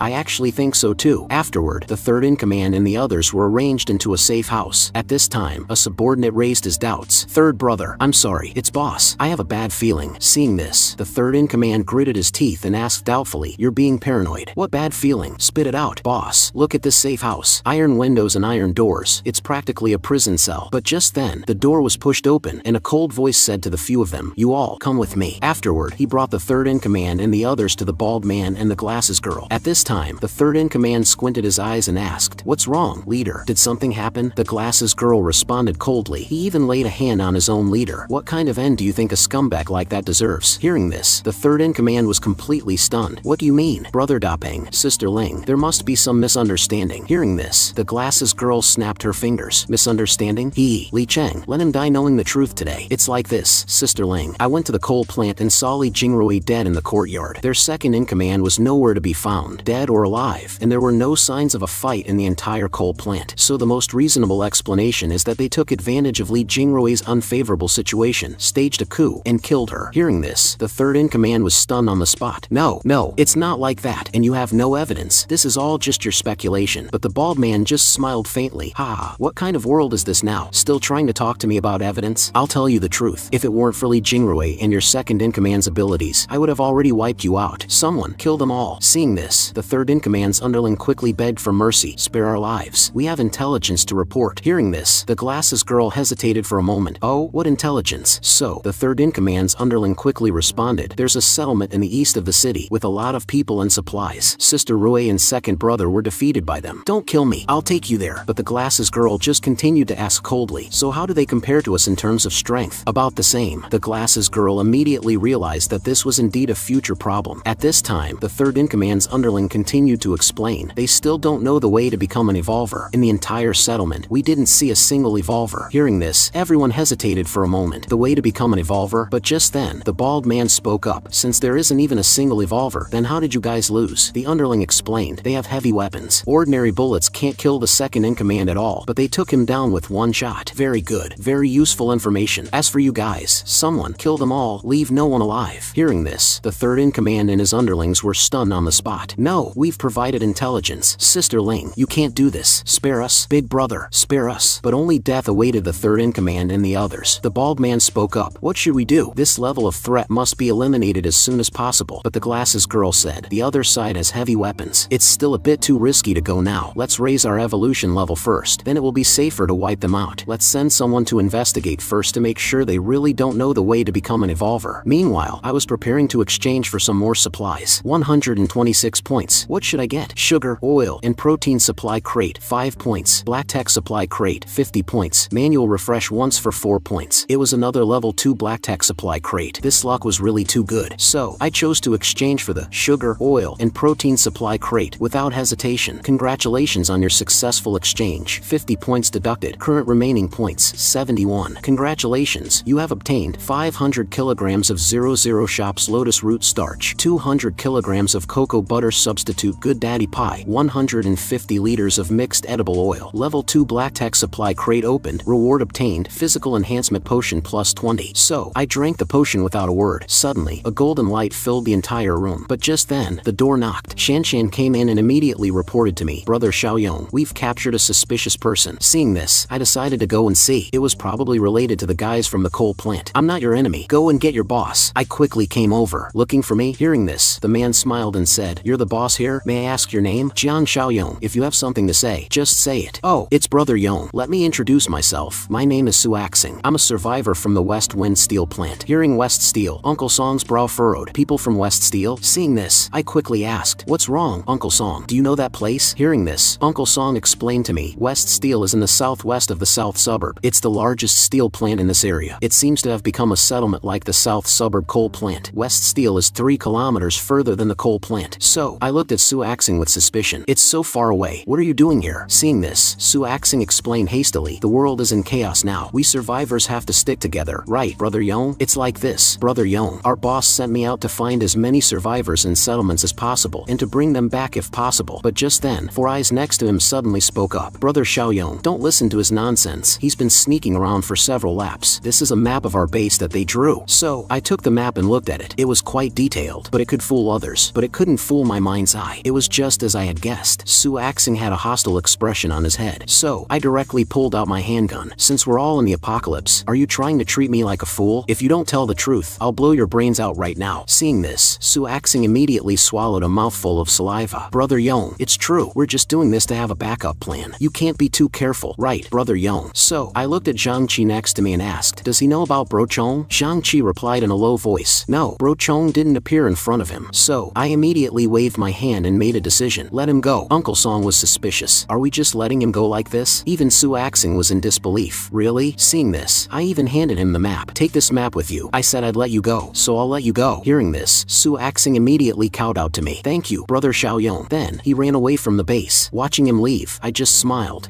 West Wind Steel plant. I wonder how many system points you're worth. 5 months passed quickly. The workers at the West Steel plant were talking. People have been disappearing in the factory again recently. The culprit is that monster, the tentacle man. He's become active again. We have to be careful. But as soon as he finished speaking, the two of them noticed some movement ahead. One of them didn't think much of it and walked towards the pile of things. Seeing this, a coworker quickly advised, "Don't go over there. Let the guards check." The moment he spoke, a throwing knife flew out with a swoosh and cut the throat of the worker in front. A mouthful of blood sprayed out of his mouth with a pft, and the guards in the factory were leisurely smoking. Just then, a voice came from a distance. "Help, help!" The guard quickly asked, "What's wrong?" "Monster. There's a monster over there. That monster killed Xiao Chen, the tentacle man. It must be the tentacle man. It's over at the big garbage pit." Hearing this, the guard thought for a moment. Damn, an unprovoked attack. So, he ordered everyone, "All of you, hide. Evolvers with escape abilities, follow me." Afterward, a group of 4 assembled and cautiously approached the garbage pile. Just then, the guard reminded them, "Be quiet. That's the tentacle man. If we encounter it later, we must not fight. We have to escape immediately." But no matter how long they searched the garbage pit, there was not even a ghost of a shadow. The guard was very confused. "How is that possible? Let's go and see if there are any other clues." Soon, they found footprints on the ground. The tentacle man is gone? Could it be that he only came to capture prey this time? Since the Jade Mountain and South Suburb coal plant were destroyed, the disappearance rate of personnel at the West Steel plant has increased significantly. That's right, there were originally 3 settlements, but now there's only 1. This analysis is reasonable, but the guard had his own judgment, because from the footprints, it was definitely not the tentacle man. Meanwhile, at my apocalypse fortress, it's been longer than my previous life. If this continues, it's not impossible to rebuild civilization. But speaking of which, it's been over 5 months. Why hasn't the West Steel plant system mission been released yet? Suddenly, a voice came from behind me. "Brother Xiaoyong, we're back." When I turned around, I saw it was Shanshan who had returned from hunting zombies. Seeing this, I left with a swoosh. Before Shanshan could react, I had already appeared in front of them, and it took less than a second. This speed, it's not an exaggeration to call it teleportation. Was your hunting trip discovered? Hearing this, Zhang Qi replied confidently, "Don't worry, Brother Xiaoyong. With our current strength, even if someone was following us, we wouldn't have noticed." Just then, I looked at Xiao Shui on the side. "Little guy, how have you been doing lately? Can you still adapt?" Seeing this, Xiao Shui gestured a few moves in front of me. Don't worry, Uncle Xiaoyong, I've been doing great. Xiao Shui's mom also couldn't help but praise. Yes, Xiao Shui even killed a zombie by himself today. I was very satisfied with their performance. Put all the variant cores you've obtained into the warehouse first. Meanwhile, the system also issued a new mission, Villain's Bane Level 3. Requirement: eliminate threats and provide assistance to potential companions. Reward: 80 points. But the potential companions mentioned in the mission, could it be the people in the West Steel plant? So, an idea came to my mind, but Uncle Lee firmly disagreed. What? You're going to sneak into the West Steel plant alone? That's too dangerous. Uncle Song next to him also chimed in. Exactly. They send people over to investigate from time to time. Who knows if they have bad intentions? What if you, Xiaoyong, get into trouble? We don't even have the ability to protect ourselves. The base will be without a leader, but I motioned for them to rest assured. Because of my current strength, even Bro Chong can't hurt me, let alone those people. And I'm going this time to confirm whether the other party is friend or foe. So, for the next few days, I'll have to trouble you with the matters of the fortress. As he was leaving, Uncle Shing repeatedly reminded him, don't worry about the fortress. It's you who needs to be careful. Our settlement can't be without you, Xiaoyong. Meanwhile, at the West Steel plant, let me in. I have something important to report. But the guard at the gate held out his hand and said, the leader said that no one is allowed in without their permission. Hearing this, the man was completely enraged, his eyes filled with a chilling murderous intent. Without a word, he grabbed the guard's neck and lifted him up. Seeing this, a guard next to him reminded, Li Cheng, are you crazy? Hearing his name, Li Cheng finally came to his senses. What's wrong with me? So, he quickly apologized to the guard. I'm sorry. I'm really sorry. Even Li Cheng himself didn't understand why he had been losing his temper more and more frequently in recent months. Just then, the guard who had been choked also became angry. Damn it, what are you going crazy for? Don't think that just because the leader values you, we won't dare to touch you. You better watch it next time. Just then, the glasses girl in the room spoke. Is it Li Cheng? Let him in. Hearing this, Li Cheng adjusted his emotions. Yes, leader. He then slowly opened the door. The glasses girl looked at Li Cheng with a smile. What's wrong? Is there something important? So, Li Cheng quickly reported to the glasses girl. It's about the tentacle man coming to our place to hunt. I have some other thoughts. After a very careful investigation of the scene, I found a woman's footprints in the garbage pit, and this time the victim was a man. Hearing this, the glasses girl's expression immediately became serious. If that's the case, then the culprit is someone else? Yes, leader. Suddenly, the glasses girl stared at Li Cheng. Alright, I know everything. This information is very useful, but don't spread this news. One tentacle man is already causing panic. I don't want no one to dare to go out in the future. Understand? Hearing this, Li Cheng wanted to argue, but he was immediately interrupted by the glasses girl. You don't have to say anything. I promise the situation won't be worse than before. Seeing Li Cheng's defiance, the glasses girl immediately leaned over. What's wrong, Li Cheng? Do you want to do something else with me? Hearing this, Li Cheng quickly ran towards the door. Ah, I'm sorry, Sister Ling. It's nothing. I'll be leaving now. With a bang, he shut the door. After coming out, Li Cheng's face was flushed. Damn it, my memory. I forgot to ask about that thing again. But as soon as Li Cheng left, a voice came from the next room. A woman's footprints? Heh, you're too careless. Hearing this, the glasses girl was disdainful. You're saying you're meticulous, right? Then you can do this job in the future. And the one who spoke was none other than the leader of the West Wind Steel plant, the bald man, Brother Peng. Alright, I'll kill, and you clean up. With that, he threw something into the trash can with a thud. Looking carefully, it was actually a human head, and this person was none other than the missing Xiaochen from the garbage pit. And at this moment, I was on my way to the West Steel plant, killing as many zombies as I could along the way. Soon, I arrived at the entrance of the West Steel plant. I didn't expect there to be so many zombies outside. We're almost at our destination. It seems I have to be more low-key. I have to find a way to hide my strength. Otherwise, if they find out I came prepared, although I'm not afraid of them with my current strength, it's better to be careful to avoid unnecessary trouble. After some disguise, I looked like a weak college student. This appearance would make them let their guard down. As soon as I reached the gate, I was stopped by a guard. Kid, stop right there. Who are you? What are you doing here? Hearing this, I immediately smiled and explained. I saw signs of living people around here, so I came to take a look, and sure enough, I'm a lone survivor, here to seek refuge in your precious land. Seeing this, the guard thought for a moment. A wandering survivor. Kid, let me ask you, how did you survive until now in an environment full of zombies? I had already thought of an excuse for this. Our settlement originally had more than 10 people, but we were attacked by a zombie horde. Everyone else died, and only I was lucky enough to survive. Hearing this, the guard was disdainful. So, you don't have much strength? I understood what he meant and quickly raised my hands. I still have some strength. I've experienced many zombie attacks and have honed some experience in fighting them. I will do my best to make myself useful. Hearing this, the guard smiled sinisterly. Who the hell asked you that? You still don't get what I mean. But it's okay. If you want to join us, then follow me. As he spoke, he put his hand in his pocket. I still need to run some tests on you. Seeing this, I immediately thought, it's just as I expected. The West Steel plant is not a friendly place either. I want to see what tricks he can play. But just then, a voice suddenly came from behind. What's going on? It was the guard leader, Li Cheng. Who is this stranger, and where are you taking taking him. Seeing this, the guard explained awkwardly, "Oh, it's Brother Li. This person is a wandering survivor. I'm taking him to a quiet place to search him." Li Cheng questioned the guard's words.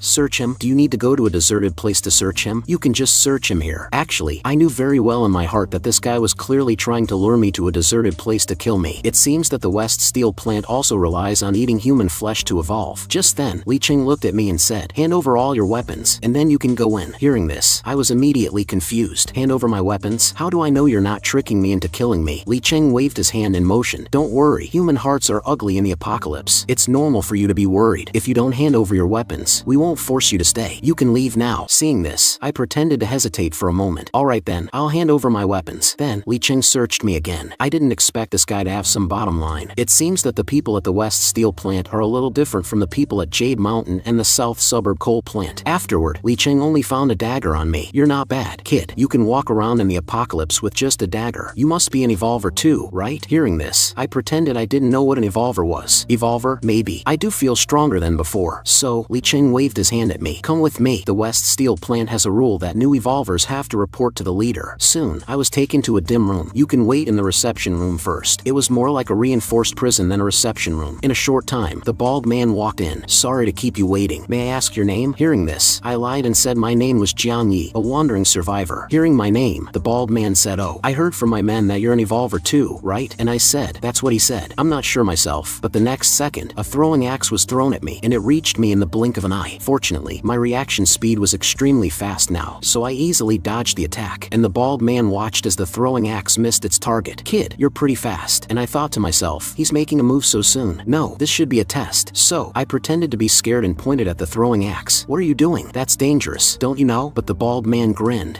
It seems I'm not wrong. You are indeed an evolver." Hearing this, I pretended to be angry and questioned, "So if I weren't an evolver, would I have been killed by you?" But the bald man just waved his hand with disdain. "In that case, it's no great loss if you die. Since we're all evolvers, you must be well aware of the way to become an evolver. Then I'll warn you in advance. Only a few people in the West Steel plant know the secret. I will not allow it to spread. If I find out someone has spread it, then I'm sorry. I'll have to kill you." The moment he spoke, he rushed at me and grabbed my throat. "Kid, do you understand? It was a good thing the bald man used his claws to threaten me. If it were a knife or an axe, I would definitely have fought back. But if I killed him now, who knows if I would still get the 80 points from the system mission." Just then, the bald man continued to smile. "Yo, you're pretty fast. You even took out your weapon. I admit you have some skills, kid, but my strength is not something you can imagine. So don't try to challenge my bottom line. I won't pursue the matter of you bringing in a weapon." Afterward, he waved his hand at his subordinate. "Take Mr. Jiang Yi to wash his face, change his clothes, and then bring him to the meeting room to see me." Then the bald man introduced to everyone, "This is a new evolver member, Jiang Yi. From now on, he will be one of us." He then pointed to the glasses girl behind him, Huang Ling, one of the leaders here, just like me. The other two are the cadres of the settlement, Li Cheng and Huang Bin. Just then, the glasses girl arranged for Huang Bin, "This Jiang Yi will be under your command from now on. Make sure nothing goes wrong." She then instructed me, "Kid, you're lucky. You've found the strongest settlement in this area. From now on, you don't have to worry about survival. However, if you want to eat well here, you have to prove that you're useful." Hearing this, I immediately said, "I will follow the leader's arrangements." Just then, Huang Bin patted my shoulder. "It's our turn to patrol today. Jiang Yi, come with me. A Chang, a Xing, let's go. Let's patrol together." Seeing me, the previous guard was confused. "How did this kid get assigned to your command?" Hearing this, Huang Bin said, "How would I know? He knows everything, so he can only work in our group." But a Xing next to him was very confused. "This person looks a little familiar. I feel like I've seen him somewhere." Just then, Huang Bin reminded coldly, "Kid, Brother Depeng didn't tell you the details of this settlement, did he?" Hearing this, I said, "No, he just warned me to keep the secret of becoming an evolver." That's right, in the settlement, the only ones who know the secret of eating human flesh are Brother Depeng and my sister. We four are the only ones. A Xing is Brother Depeng's cousin, and Fa Chang is mine and Huang Ling's nephew. We're all our own people, so the secret can only be leaked from your mouth. Do you understand your situation?" This Su Axing, wasn't he the guy that Zhang Qi caught before? But what puzzled me the most was, what about the other cadre? Hearing this, Huang Bin said, "His name is Li Cheng. Although he has good aptitude and is very strong, he is an outsider after all. The secret of eating human flesh must not be known to him, understand? Otherwise, you two will not survive the day." Hearing this, I said, "It seems that this Li Cheng is indeed very talented and has to be suppressed by resources. Otherwise, the two leaders are probably no match for him." After walking for a while, Huang Bin said, "We're here. The settlement ahead has about 7 members. We've been observing them for 3 or 4 days. There shouldn't be any evolvers among them." Hearing this, I immediately asked, "Are we going to hunt them?" Hearing this, Huang Bin waved his hand. "We're not as barbaric as you think. We're going to raise them like livestock." "Kid, you're also one of the evolvers. You should change change your mentality as soon as possible. Don't be like that stubbornly Cheng. Strictly speaking, we evolvers and ordinary people are no longer the same species. We are now at the top of the food chain, so that's how I understood it. So you're going to take them back to the settlement to raise them so that you can slaughter and eat them later, right? Huang Bin said. That's not necessary. We'll just take 5 or 6 of them back and deal with the rest on the spot. With that, he waved his hand at me. Kid, just watch and learn. And those people were painting the walls. Phew, it's almost done. This is really tiring. Just then, the leader pointed into the distance. Look, not good. It's a zombie horde. Everyone, get ready to fight. But how could a zombie horde attack without any warning? And there are so many of them. We're done for. Soon, the zombies rushed into the crowd and started biting them. Seeing this, several people quickly took out their weapons. Don't come any closer. I'm going to shoot. But soon, some team members died at the hands of the zombies. No, there are too many of them. Just then, I asked with confusion, is luring zombies to attack what you call a good method? Huang Bin said, of course, the settlement's supplies are limited, so we can't accommodate more mouths indefinitely. Besides, if more than a dozen people come in at once and form a small faction, it's not conducive to management. Alright, it's our turn to appear now, just as a young lady was about to be killed by a zombie. Ah, no, help! But at that critical moment, a sword light directly cut the zombie's throat, and its head fell in front of the young lady with a thud. Then, Huang Bin reached out to the young lady. It's okay, get up. Just then, several people asked, who are you? Why did you save us? They didn't answer. After killing the last zombie, Yang Bin replied, we are the evolvers from the West Wind Steel Plant. We are here to rescue the nearby survivors. Alright, you're all saved. Hearing evolvers, several people were confused. Evolvers? What are those? But no matter what, thank you. And I was watching their every move. They're in their early 20s, and their physical fitness is on par with Zhang Qi and the others. But just then, my heart suddenly skipped a beat. So, I quickly turned around. What is it? There's definitely something unclean on this floor. But after looking for a long time, I found nothing. Was it my imagination? Just then, Huang Bin shouted at me, Jiang Yi, are you just going to stand there and watch? Get over here and help with the aftermath. But as soon as I turned around, there was another movement on the floor. It was just as I had guessed. It was the tentacle man on the floor. All the zombies were dealt with. The survivors said there were still some supplies in the warehouse. Hearing this, Huang Bin immediately instructed me, Jiang Yi, you stay here and move the supplies to the entrance. I'll arrange for a small train to transport them later. Also, pile up the dead bodies. They'll be transported with the supplies later. He then shouted at the survivors, the rest of you, follow me. In a short time, Huang Bin and the others left. This gave me a chance to be alone with the zombie corpses. Then their crystal cores would be mine. These survivors were still thanking them. Thanks to the help of you big brothers, we were able to survive. Just then, a beautiful young lady with a delicate face spoke up. Brother, is there water where we're going? Can we take a bath? Hearing this, Fa Chang put his arm around the woman. Not only is there water, but it's also hot. There's also shower gel to make you smell good. But you have to give something in return, right? The woman said, anything. But just then, with a swoosh, seeing this, a Xing was immediately confused. Huang Bin next to him immediately asked, what's wrong? A Xing said, there's something dirty. So, Huang Bin immediately shouted a reminder, everyone, be on alert. Fa Chang was still smiling at the young lady. Stand behind me. Brother will protect you. Where's that thing you were talking about? A Xing. But a Xing said, I don't know. I can't sense it either. Seeing this, Fa Chang behind him sneered, a Xing, are you too nervous? But a Xing was very serious. I'm sure of it. There was definitely something just now. But before a Xing could finish speaking, a black spike pierced his neck. Huang Bin behind him immediately shouted, not good. It's the tentacle man. But after killing a Xing, it suddenly disappeared. But just as Huang Bin was looking around, the tentacle man suddenly appeared in front of him. Seeing this, Huang Bin was at a loss. He thought, it's over,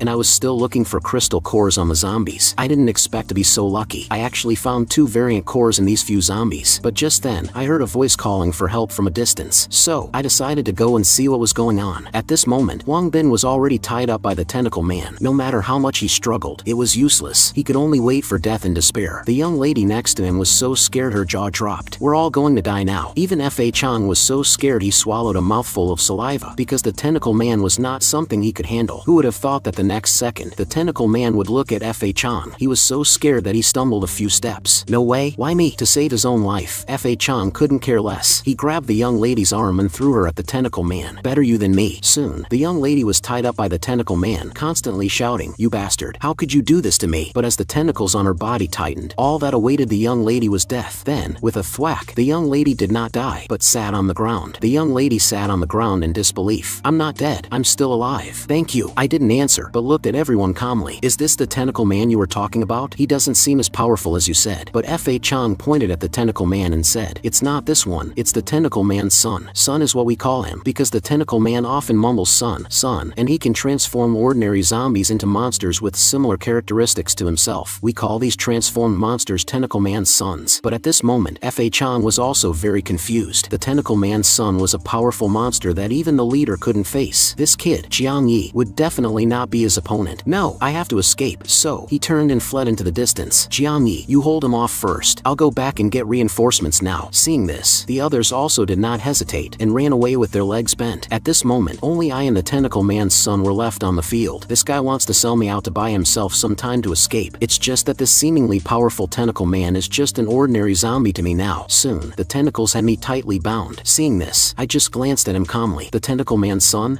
This setting is quite interesting. It's just a pity that you met me today, and your characteristics have aroused my interest. I had to drag the tentacle son over here. No matter how much it struggled, it was useless. I never had a chance to use the ability I got from opening the box before, so today, I'll use this tentacle son to get some practice. With that said, I stomped hard, cracking the ground beneath me, but the next second, the system warned me that my body was overloaded, and the veins on my face instantly bulged. I casually gave a hard pull and sent it sprawling face first, successfully pinning it under my foot. You little thing, still trying to struggle? Don't you see who you're up against? Since you're asking for death, you can't blame me. With that, I started tearing at its tentacles, while the tentacle son under my foot had no strength to resist. I don't know how long I tore at it, but the ground was littered with parts that had fallen off the tentacle son's body. The young lady who witnessed this was scared stiff. It was only then that I gradually regained my sanity and hurried to comfort her. It's all right now. But the young lady's nerves seemed to have snapped, and she couldn't help but scream on the spot. This made me a bit embarrassed. Miss, don't panic. Don't panic. I'm a person, not a monster. Meanwhile, F.A. Chang and the others had entered the West Steel plant. Leader, it's bad. Something has happened. Soon, the bald man and the glasses girl walked out, holding their weapons. What's going on? Where are a bin and a Xing? Hearing this, F.A. Chang explained in a panic. My uncle and brother A. Xing. They were both killed by the tentacle son. Li Cheng then asked anxiously, what about the newcomer, Jiang Yi? F.A. Chang replied, he's probably dead too. The three of us were no match for that tentacle son. At these words, the bald man instantly lost control of his emotions and stared at the two of them with rage. You two are truly a pair of wastes. We went out to find some food for you, and as a result, a Xing and a bin are both dead, and you two have the nerve to come back? Go down and keep a bin and a Xing company. Seeing this, the glasses girl beside him immediately shouted, Da Peng, calm down. But the next second, they were all stunned. A bundle of severed tentacles appeared before them. Before they could react, I walked over. Leader, we're back. I took care of the tentacle man's son. Seeing me return, Li Cheng was ecstatic. Jiang Yi, you're not dead? But the glasses girl was now very confused. What is this? I spread my hands and explained, aren't these the tentacles of the tentacle man's son? I've avenged a bin and a Xing for you. At these words, the bald man and the glasses girl were stunned on the spot. How could this be possible? How could this kid be so strong? I quickly reminded them, the two leaders shouldn't be sad. We need to hurry and arrange for a car and people to go back with me to collect the spoils of war. Afterwards, the bald man called F.A. Chang over. Didn't you say that the tentacle son was stronger than Li Cheng? So how did Jiang Yi do it? Hearing this, F.A. Chang explained through gritted teeth, I'm sure that creature killed my uncle and a Xing almost instantly. Li Cheng probably couldn't do that, right? I'm afraid even the two leaders would have a hard time. At these words, the bald man instantly felt an unprecedented sense of crisis. I had threatened him before. Although he had reacted then, he had only managed to draw his weapon and hadn't even had time to get into a fighting stance. How could I possess such strength? Just then, the glasses girl suddenly offered a guess. Perhaps the tentacle son succeeded with a sneak attack. It might not be as exaggerated as we think. The bald man also added, you have a point, but regardless, we can't keep this Jiang Yi. What if one day he joins forces with Li Cheng? Suddenly, a thump sound came from the door. Seeing this, the glasses girl immediately made a shush gesture. Looking back, they saw the visitor was none other than Li Cheng. Brother Da Peng, Sister Ling, please accept my condolences. But the bald man just responded coolly, it's been so long in the apocalypse, there's no need for such formalities. Let's get to the point. Hearing this, Li Cheng immediately stated, this Jiang Yi's strength is likely on par with mine. I think we should give him the title of an officer. But this suggestion was immediately rejected by the bald man. No, his background. But before he could finish, he was interrupted by the glasses girl. This Jiang Yi indeed has the strength to be an officer, but he still needs to achieve some merits to convince everyone. At these words, Li Cheng was instantly furious. Killing a tentacle son with his own strength, isn't that merit enough? But who would have thought that the glasses girl wouldn't be intimidated by Li Cheng's presence? Instead, a wicked scheme immediately formed in her mind. If he can kill the tentacle man to prove himself, wouldn't that be killing two birds with one stone? Li Cheng, however, raised an objection. Is it fair to ask him to do something that even the two of you can't? But the glasses girl was nonchalant. Don't worry, we're not sending him to his death. We will help as well. We will gather the entire settlement's strength and completely eliminate the threat of the tentacle man this time. I guessed their intentions in an instant. So, you're saying the operation will be centered on me? I've only been here for such a short time and I'm getting such a big credit. Do you think that's appropriate? Unbeknownst to me, the glasses girl had already made up her mind. There's nothing inappropriate about it. After all, the strength you've shown now is not inferior superior to me or your brother Da Peng. Just then, the bald man added, alright, the operation is settled. If this operation is successful, the third command seat of the settlement is yours. Brother Li Cheng, Jiang Yi has climbed over your head with his own strength. I assume you have no objections. Li Cheng understood the bald man's thinking. This was clearly to provoke a rift between him and Jiang Yi, but he still responded calmly, I have no objections. Hearing this, the bald man appeared very satisfied. Alright, good, it's settled. We will set out in 2 days. I didn't care about any of this. If I didn't have the mind's eye, I might have actually been a little moved by the bald man's sincere proposal. I began to deploy the operation over the walkie-talkie. Uncle Li, everyone listen up. The day after tomorrow in the morning, at that country park in the southern suburbs, you'll call Bro Chong and a few of our strongest people to hide in the shadows and await my orders. It's time to completely clean up the threat in the south of the city once and for all. Remember to stay well hidden. After receiving the order, Uncle Li immediately assigned the personnel. Uncle Sheng, you're getting older. You shouldn't participate in this kind of thing. Besides, we need you here to hold down the fort. Hearing this, Uncle Sheng could only say,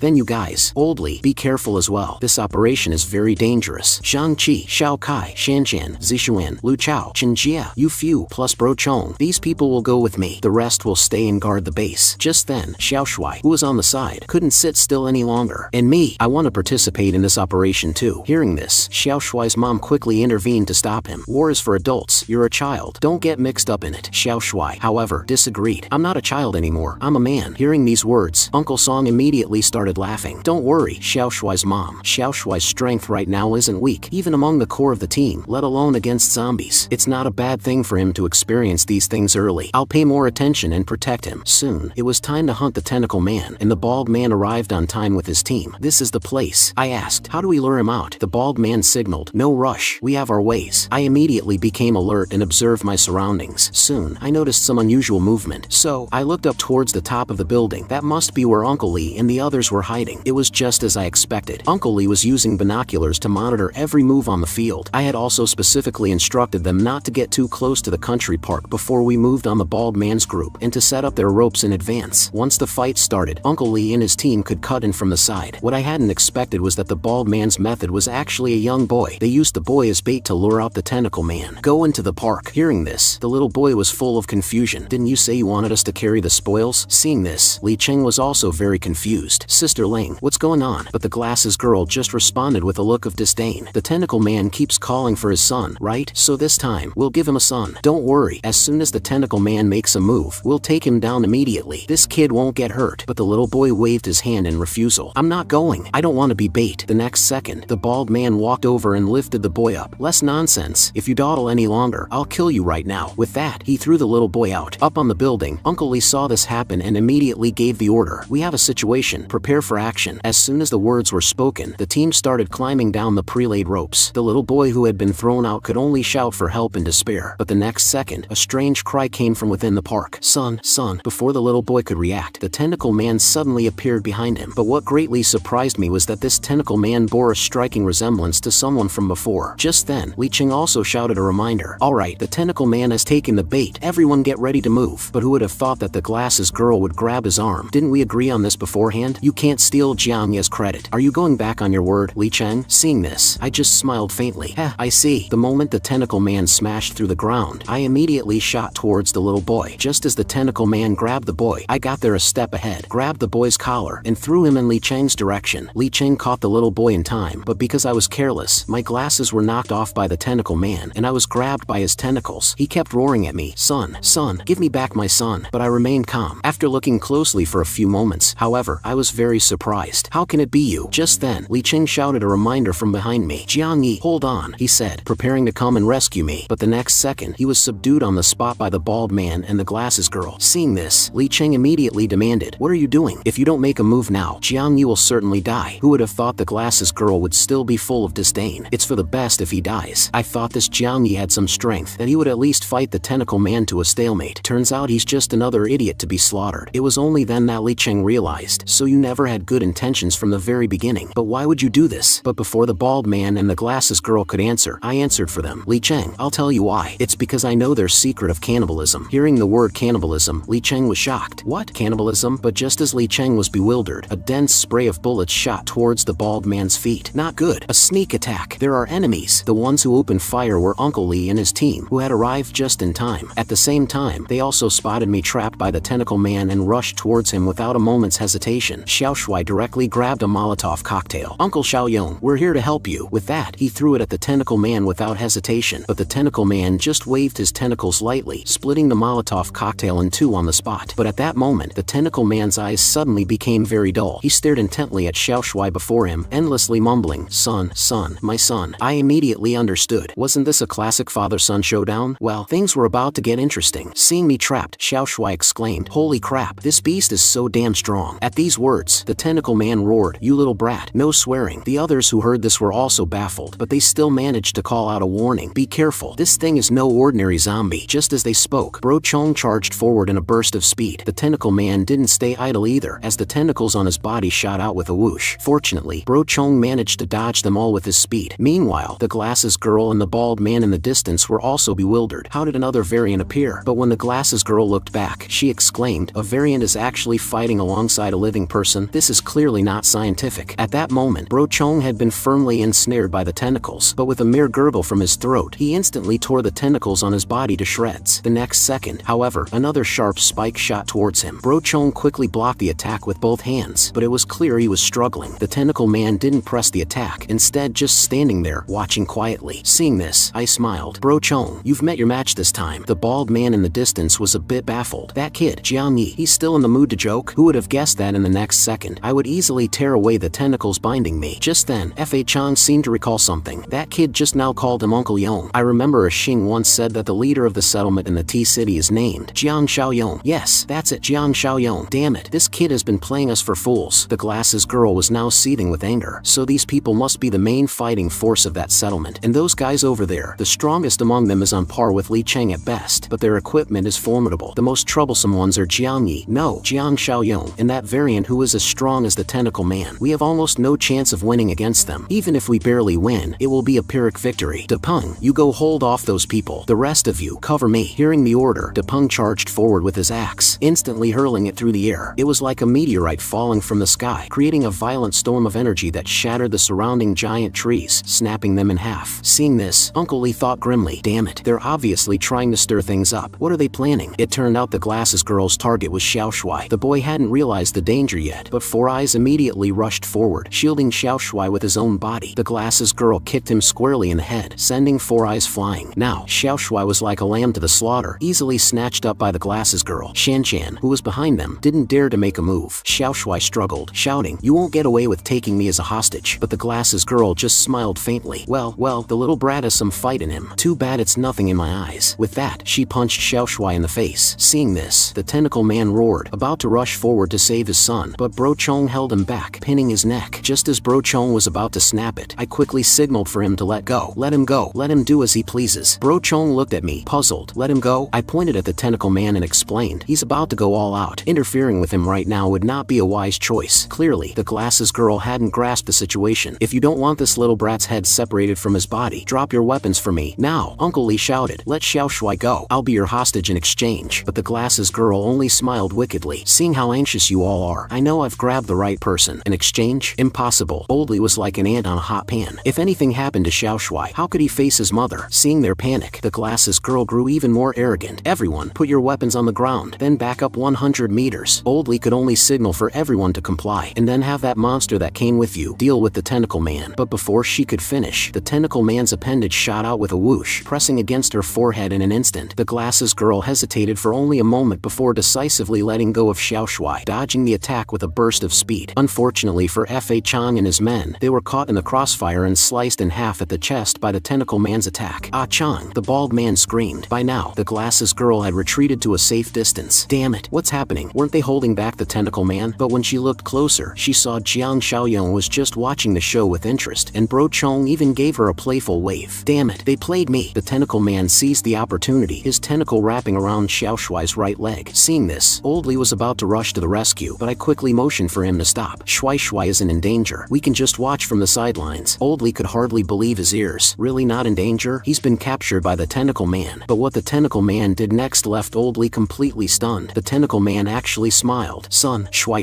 I'm your dad. How about that? Jiang Xiaoyong is a man of his word. Your wife and son are both alive and well." At this, Xiao Shui finally reacted. "Dad? Are you really my dad?" I shrugged. "He's your dad." My initial guess was correct. Your dad has a constitution similar similar to Bro Chang's. Shui Shui could no longer hold back. He threw himself into Zhang Xingjia's arms, tears streaming down his face. The bald man, however, was dumbfounded. What the hell is this plot? We're done for. Everyone, retreat. But how could Zhang Xingjia let them escape? His tentacles shot out without hesitation, reaching the bald man's back in an instant and binding him tightly before he could struggle. The bald man screamed, "Wang Ling, quick, cut the tentacles. What are you waiting for?" But the glasses girl had already abandoned him and fled, leaving the bald man bewildered. Damn it, you sold me out. He didn't realize she was only using him to buy time. Even if they fought together, they were no match for the tentacle man, not to mention Jiang Xiaoyong and the other variant. Her only hope of survival was to let the bald man delay them, but she underestimated the speed of the tentacle man's tentacles and his determination to kill her. Because she was the only one who had used Xiao Shui as a bargaining chip, the glasses girl had to die. She was in a sorry state, blood pouring from her mouth, her glasses shattered. It's over. This time I'm really done for. Zhang Xingjia showed no hesitation, dragging her back with his tentacles. You damn bitch. You still tried to sell me out? Now, her only hope of survival lay with Li Cheng. Li Cheng seemed to have made up his mind. Damn it, I'll risk it all. But just then, I patted his shoulder. Li Cheng looked at me, puzzled. When did you get behind me? I didn't answer, simply signaling him not to act. With me here, I guarantee your safety. Seeing this, the bald man cursed. Li Cheng, you bastard. Are you betraying us too? But before he could finish his sentence, Zhang Xingjia viciously slammed him to the ground. The bald man coughed up a mouthful of blood, but Zhang Xingjia's assault wasn't over. A tentacle rose high and then smashed down, breaking all four of the bald man's limbs and sending his eyeballs rolling away. The glasses girl was filled with despair, still trying to struggle free, but as the tentacles tightened, her chest swelled rapidly, like two vacuum-sealed balloons. Then, with a sickening crack of bone, her eyes turned red from the pressure. Who knows what she was thinking in that final moment? Her body was crushed on the spot by Zhang Xingjia with a loud boom. The system promptly followed up with a notification. Villain's Bane has been completed. Mission requirement: eliminate threats to provide assistance to potential allies. Reward 80 points. Could it be that the potential ally in this mission was referring to this guy, Zhang Xingjia? Then I turned to Li Cheng. Do you have any other questions? You're from the settlement in the Tea Leaf City district. What did you mean before about eating people? Hearing that, my expression changed instantly. You thought becoming an evolver was all a matter of luck, right? Li Cheng finally understood. You mean, the reason we could become evolvers was because we had to. His mind flashed back to the past. Mom, I'm hungry. I want to eat meat too. The girl's mother quickly hushed her. Don't make a fuss. Uncle has to eat meat to have the strength to protect us. Brotherly, I'm so sorry. The child doesn't know any better. It's fine. Let the kid have a bite. The woman waved her hands frantically. No, brotherly, really. It turned out the meat he had been eating all along was human flesh. Everyone run. The tentacle man is back. Several people are missing. Did any of you actually see the tentacle man? No. If we had, would we still be alive to talk about it? My daughter. Has anyone seen my daughter? Thinking of this, Li Cheng couldn't take it anymore. He doubled over and vomited on the ground. A bunch of damn cannibals. Li Cheng completely lost his senses, flailing his arms at the air. Bastards. Animals. All of you. Go to hell. Human flesh. So I've been eating human flesh all along. Damn it. I deserve to die too. How could I have done that? He then looked at us. So you also gained your powers by eating human flesh, right? Old Li quickly waved his hands. How can you think that of us? We're not that kind of people. At that, I tossed Li Cheng a variant core. We know a lot more than you do, and we have other ways to gain power. You don't have to eat human flesh to get stronger. This is a variant core. You can get them from zombies and other evolvers. It's not as common as human flesh, but it works much better and has no side effects. I'm sure you've felt it too. Since you became an evolver, has it become harder to control your emotions? Do violence and slaughter make you feel excited? If you want to change, you have to stop eating human flesh starting now. At the very least, it will keep your violent and perverse tendencies from getting worse. With that, I looked at Zhang Xingjia. As for you, Zhang Xingjia, can you still speak clearly? He waved his hand at me. Jiang, bro, thank you, son, save. Hearing this, I flared up. Hey, don't you try any of that family ranking crap with me. Zhang Xingjia quickly tried to explain. Not what I meant. Jiang. I sighed and waved my hand in frustration. Enough.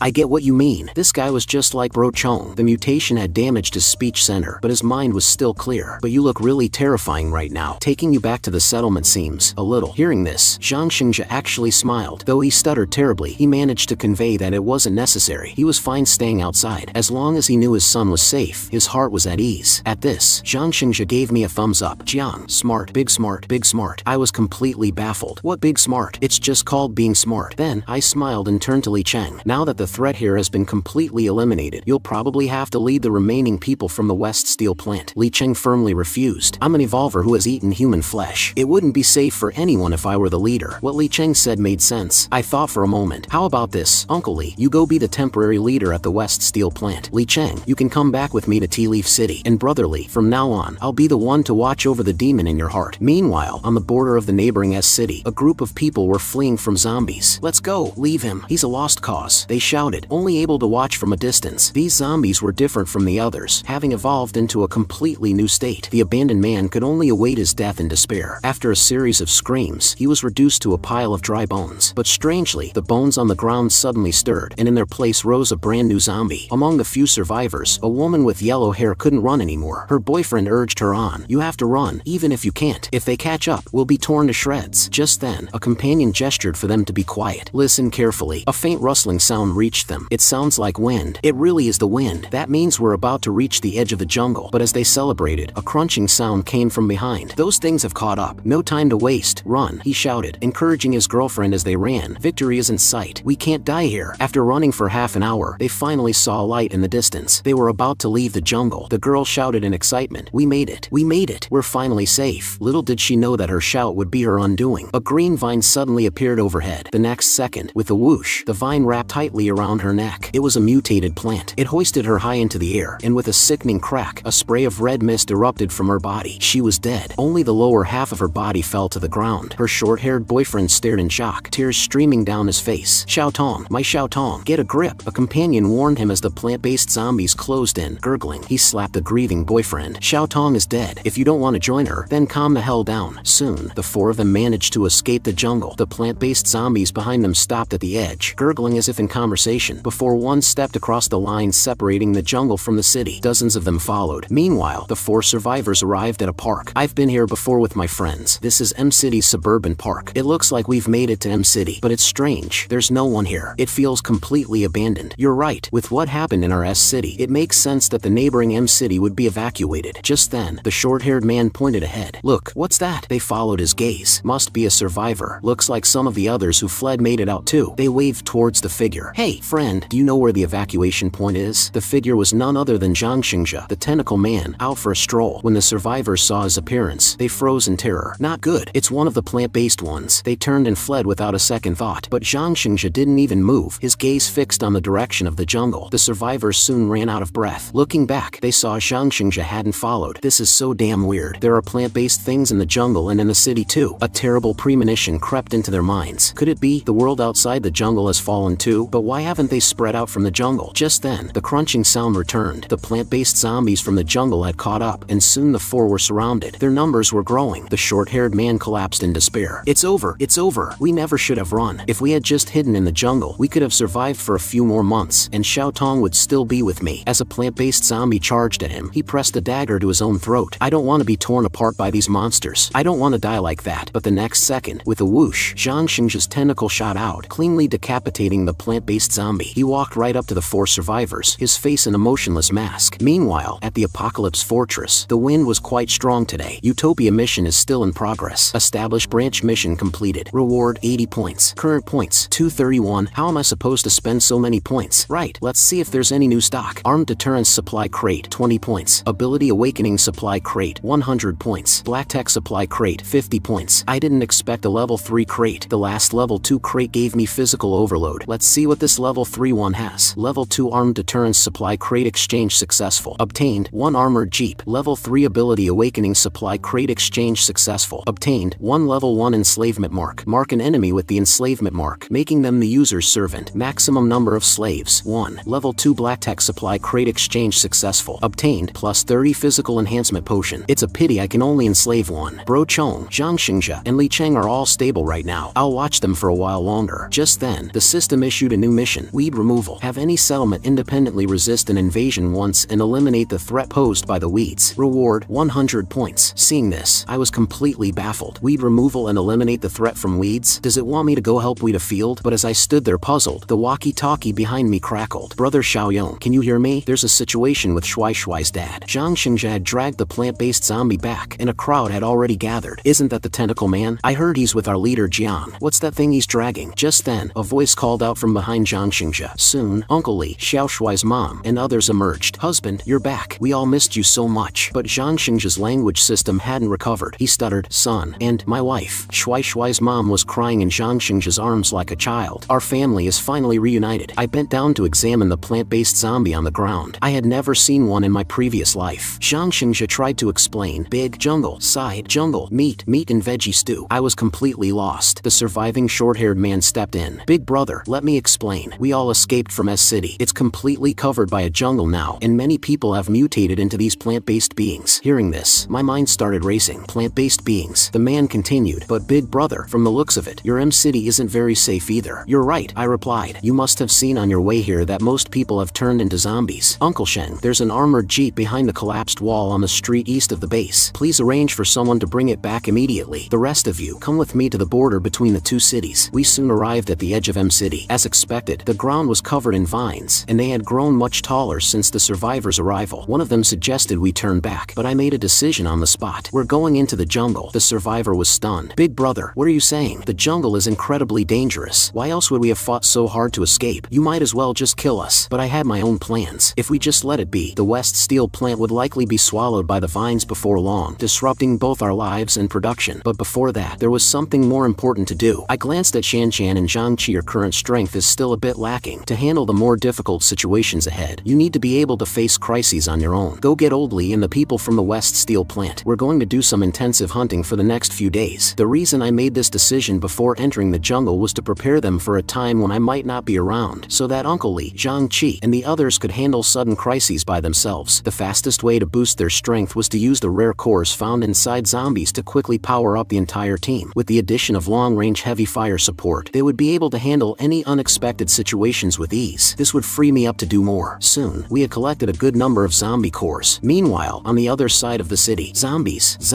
Why are there only zombies? Not a single living person left. A man grumbled, dispatching a zombie with a single punch. Damn these zombies again. He suddenly felt an intense craving. I can't stand it. It feels like a million ants are crawling on me. I don't want to eat roasted zombie meat anymore. I want fresh human flesh. The next second, the man's eyes widened as he sniffed the air. That fresh smell of human flesh. There are living people. Are you trying to get yourself killed? The leader specifically said not to open the door and come out during this time. Get back here. What's the big deal? Leader Jiang and his people have already cleared out most of the zombies around here. See? I'm back. Seeing this, a muscular man grinned. Living people, sure enough, in a type I've never eaten before. Too bad they're armed. It's too risky for me to go alone. Looks like I'll have to wait a few more days. 3 days passed quickly. I exchanged all my remaining points for supplies and then gathered everyone. I can't believe we got so many cores in just 3 days. Uncle Lee, Zhangqi, you two split these. You've earned them. Uncle Lee quickly refused. That's not right, Xiaoyong. You did most of the work. Zhangqi agreed. Yeah, brother Xiaoyong. And it was a team effort. Uncle Lee and I cut them off. Stop being modest. We're not short on weapons or ammo. Right now, it's more important to have a few strong members than a group of half-baked evolvers. Uncle Sun chimed in. Just take them if Xiaoyong says so. When has his judgment ever been wrong? We all trust his decisions completely. I then glanced at Shanshan. You, come with me. I led her into a room. Shanshan was nervous. Brother Xiaoyong, what are you doing? Xiao Shuai and the others, curious, tiptoed to the door to listen in. Shanshan, just bear with it for a moment. This next part might hurt a little. The door opened from the inside. Zhangqi looked awkward because I was staring at him coldly. Brother Xiaoyong, that was fast. Without a word, I grabbed his ear. Brother Yong, easy, he pleaded, but I wasn't in a merciful mood. I kicked him toward Shanshan. You wanted to know what we were doing, right? Then open your eyes and take a good look. Only then did Zhangqi notice the syringe next to Shanshan. He scratched his head awkwardly. Shanshan, did you just get a shot? I cut in. Zhangqi, you just ate all those variant cores, didn't you? You're one of the strongest of the strong now. Go and have a few rounds with Shanshan. Right now. Zhangqi hesitated. Isn't that because you favor me, brother Xiaoyong? Besides, I'm a grown man. How can I bully a girl? I just gave a wicked smile. Heh, you bully a girl? Shanshan, go on. Give our boy Chi a big slap. Don't worry. Use your full strength. Our Chi can take it. Zhangqi looked unfazed. Go ahead, Shanshan. Hit me. I'm crazy strong now. Remember, full strength. The next second, with a loud smack, Zhangqi's face was instantly contorted. He only managed to stay on his feet with 4 eyes and Bro Chong holding him up. Shanshan was stunned. Brother Yong, what's going on? It turned out I had injected Shanshan with a physical enhancement potion. Now, besides me and Bro Chong, no one else was a match for her. Zhangqi muttered dejectedly. I thought Old Lee and I were your closest confidants. Brother Xiaoyong. Guess not. 4 eyes chuckled beside him. Isn't that obvious? Brother Xiaoyong isn't gay. Why would he be that close to you? Alright, that's enough. Bro Chong, Zhang Xingzhe, Li Cheng, and, I said, pointing to a survivor named Alu, you're coming with us into S City. Alu was instantly terrified. Me? He quickly waved his hands in refusal. No, I'm not going. I barely made it out of there alive. I don't want to go back. Li Cheng couldn't watch any longer. We're helping you rescue your companions and family, and you're chickening out? Alu clasped his hands, begging. What companions and family? I don't have any left. Please, just don't make me go back. I'll do hard labor here. I'm willing. Just then, another voice spoke up. It was the short-haired man who had escaped with him. I'll go with you. Meanwhile, a muscular man appeared in the western suburbs of M City. I remember it was was around here. My mind is getting so sluggish. If I don't get some fresh human flesh soon, I don't know what terrible things will happen. Just then, he heard moans from behind. I knew it. They're still around here. He ran towards the sound and creaked open an iron gate. Inside, sure enough, were several figures. The muscular man coughed lightly, and the 4 people inside noticed him. One of the men spoke. You brat, you dare to come back? The muscular man held up his hands. Don't get excited. I'm not here to steal anything this time. I came to share some information. A woman inside questioned him. Share information? You'd be that nice? Half of us are monsters now. Stop trying to fool people. It's true. There are a lot of pure, living humans, but they're armed, and I can't handle them alone. That's why I've come to you for help. Please, you have to believe me this time. After he spoke, the 4 of them surrounded him. The next second, the bald man grinned. We'll trust you this once, but if you dare to deceive us, you'll be our next meal. The muscular man replied. Don't worry. This time, all you have to do is wait for the feast. A long-haired woman walked over. If that's the case, then we're partners. Join us and enjoy the pleasures of the flesh. The muscular man didn't hesitate, reaching out to grab the woman's ample chest. At the same time, we had arrived deep in the jungle. The short-haired man reminded us, be careful. Every leaf, every tree here could be hiding danger. It was only then that I realized I still didn't know his name. My name is Zhou Xingkai. You're a real man. Your companion was scared half to death, but you still dared to come back. It turned out that Xingkai had to come back because not only was his girlfriend killed by the plant creatures, but his parents were also still in the jungle. He had to find a chance to save them. I see. I then gave out the formation. I'll take the lead. Li Qing brings up the rear. Bro Chong and Zhang Xingzha on the left and right, with Xingkai in the middle. He's our only guide. If he dies, this trip is a waste. And Xingkai, don't get me wrong. Our motive isn't to help you. It's to find a way to stop this jungle from spreading. But as soon as I finished speaking, a tentacle slammed down from above. What is this sticky stuff? Xingkai shouted. That's, oh no, Brother Yong, get out of the way. Quick, that's the tentacle of the jungle's man-eating tree. At that moment, I was on the verge of being swallowed by the tree. Xingkai cried out in despair. It's over. No one has ever made it out of its mouth alive. But in the next second, I grabbed the man-eating tree's tentacle. I gave a powerful tug downwards, gripping the tentacle tightly. Then, with a steady landing, I ripped out the man-eating tree's core. Xingkai was dumbfounded by the sight. That's incredible. You just took care of the man-eating tree like that? But the next second, the core began to squirm and then shot off into the distance. I didn't expect this thing to have motor skills. I instructed Zhang Xingzha behind me. Zhang Xingzha, don't let it get away. Can you stand someone playing with tentacles right in front of you? Hearing this, Zhang Xingzha didn't hesitate. His own tentacles shot out, firmly grasping the fleeing core. With a powerful tug, he easily pulled the man-eating tree back, and it fell to the ground with a thud. But the next second, a green, poisonous mist erupted from it. The smell was quite fragrant, but I quickly realized the danger. I immediately warned the others. This thing is releasing a dust with a strange fragrance. Whatever you do, don't breathe it in. But I failed to notice that Xingkai had accidentally inhaled some of the dust. In his vision, everyone disappeared, and his surroundings turned pitch black. Where did everyone go? Then, his mind jolted. What's happening? This is a very strange feeling. He then witnessed an astonishing sight. Me and Zhang Xingzha were frozen in place. Why are you all just standing still? As soon as he spoke, a rustling sound came from the jungle. He turned to see a woman's figure. It was his girlfriend, Xiao Tong, who was supposed to be dead. How is this possible? Xingkai broke out in a cold sweat. Xiao Tong, you're not dead? This is great. You're still alive. But Xiao Tong just waved at him. It's dangerous over there. Come over here quickly. Everyone's here. At that moment, Xingkai seemed possessed, and he started walking towards Xiao Tong. Meanwhile, back at the Apocalypse Fortress, the muscular brute had led the bald man and the others over. Pointing ahead, he said, it's right there. The long-haired brute immediately caught the scent of human flesh. Very pure human flesh, he said, drool running down his chin, his heart filled with a craving for fresh meat. Without a second thought, he charged forward. The muscular man tried to stop him, but he was no match for the long-haired brute's momentum. I can't take it anymore. I have to enjoy this delicious human flesh right now. The guards inside the fortress noticed the commotion and shouted at the long-haired brute to stop. Who are you? But the brute was beyond reason now. He went straight for a guard's neck, biting down hard on his shoulder. The guard screamed in agony. Oldly, in his office, also noticed something was wrong. That sound isn't right. I have to go check. The long-haired brute was in a frenzy, showing no fear even when facing a gun. He took several bullets without flinching and then lunged forward, his eyes filled with the desire for fresh human flesh. But just in the nick of time, Oldly arrived and delivered a powerful kick to the brute's stomach, sending him flying. After the long-haired brute staggered to his feet, Oldly raised an AK-47 and opened fire. Seeing this, the brute cursed, damn it, and fled under the hail of bullets. Oldly immediately gave orders. Quick, get him to the infirmary and stop the bleeding. The injured long-haired man barely managed to escape, but his stamina was at its limit. He collapsed to the ground with a thud. His red-haired female companion walked over. Why were you in such a hurry? You paid the price for it, didn't you? The long-haired brute was furious. Stop with the damn wisecracks and get me some meat. I need to recover. The bald man grinned. You're in that state and you're still giving orders? This only enraged the long-haired brute further. What time is it to be wasting on nonsense? But before he could finish, with a thud, loud. The gray-haired girl stepped on him. "What are you doing?" the brute demanded. "You damn bitch, get off me." But the gray-haired girl just sneered. "Look at the time. One less mouth to feed is always better." With that, she stomped on the long-haired brute's spine, crushing it. "So, what's the plan now? The food is all hidden in that factory, and they're all armed." The gray-haired girl replied. "That's easy. You're all so dense. We're humans, not zombies." She turned around seductively. "Of course, we'll just swagger right in." Xiao Tong was waving. "Shinkai, don't hesitate. Come on, come over here." When Shinkai hesitated, Xiao Tong's expression changed. "Stop dawdling and get over here." Coming,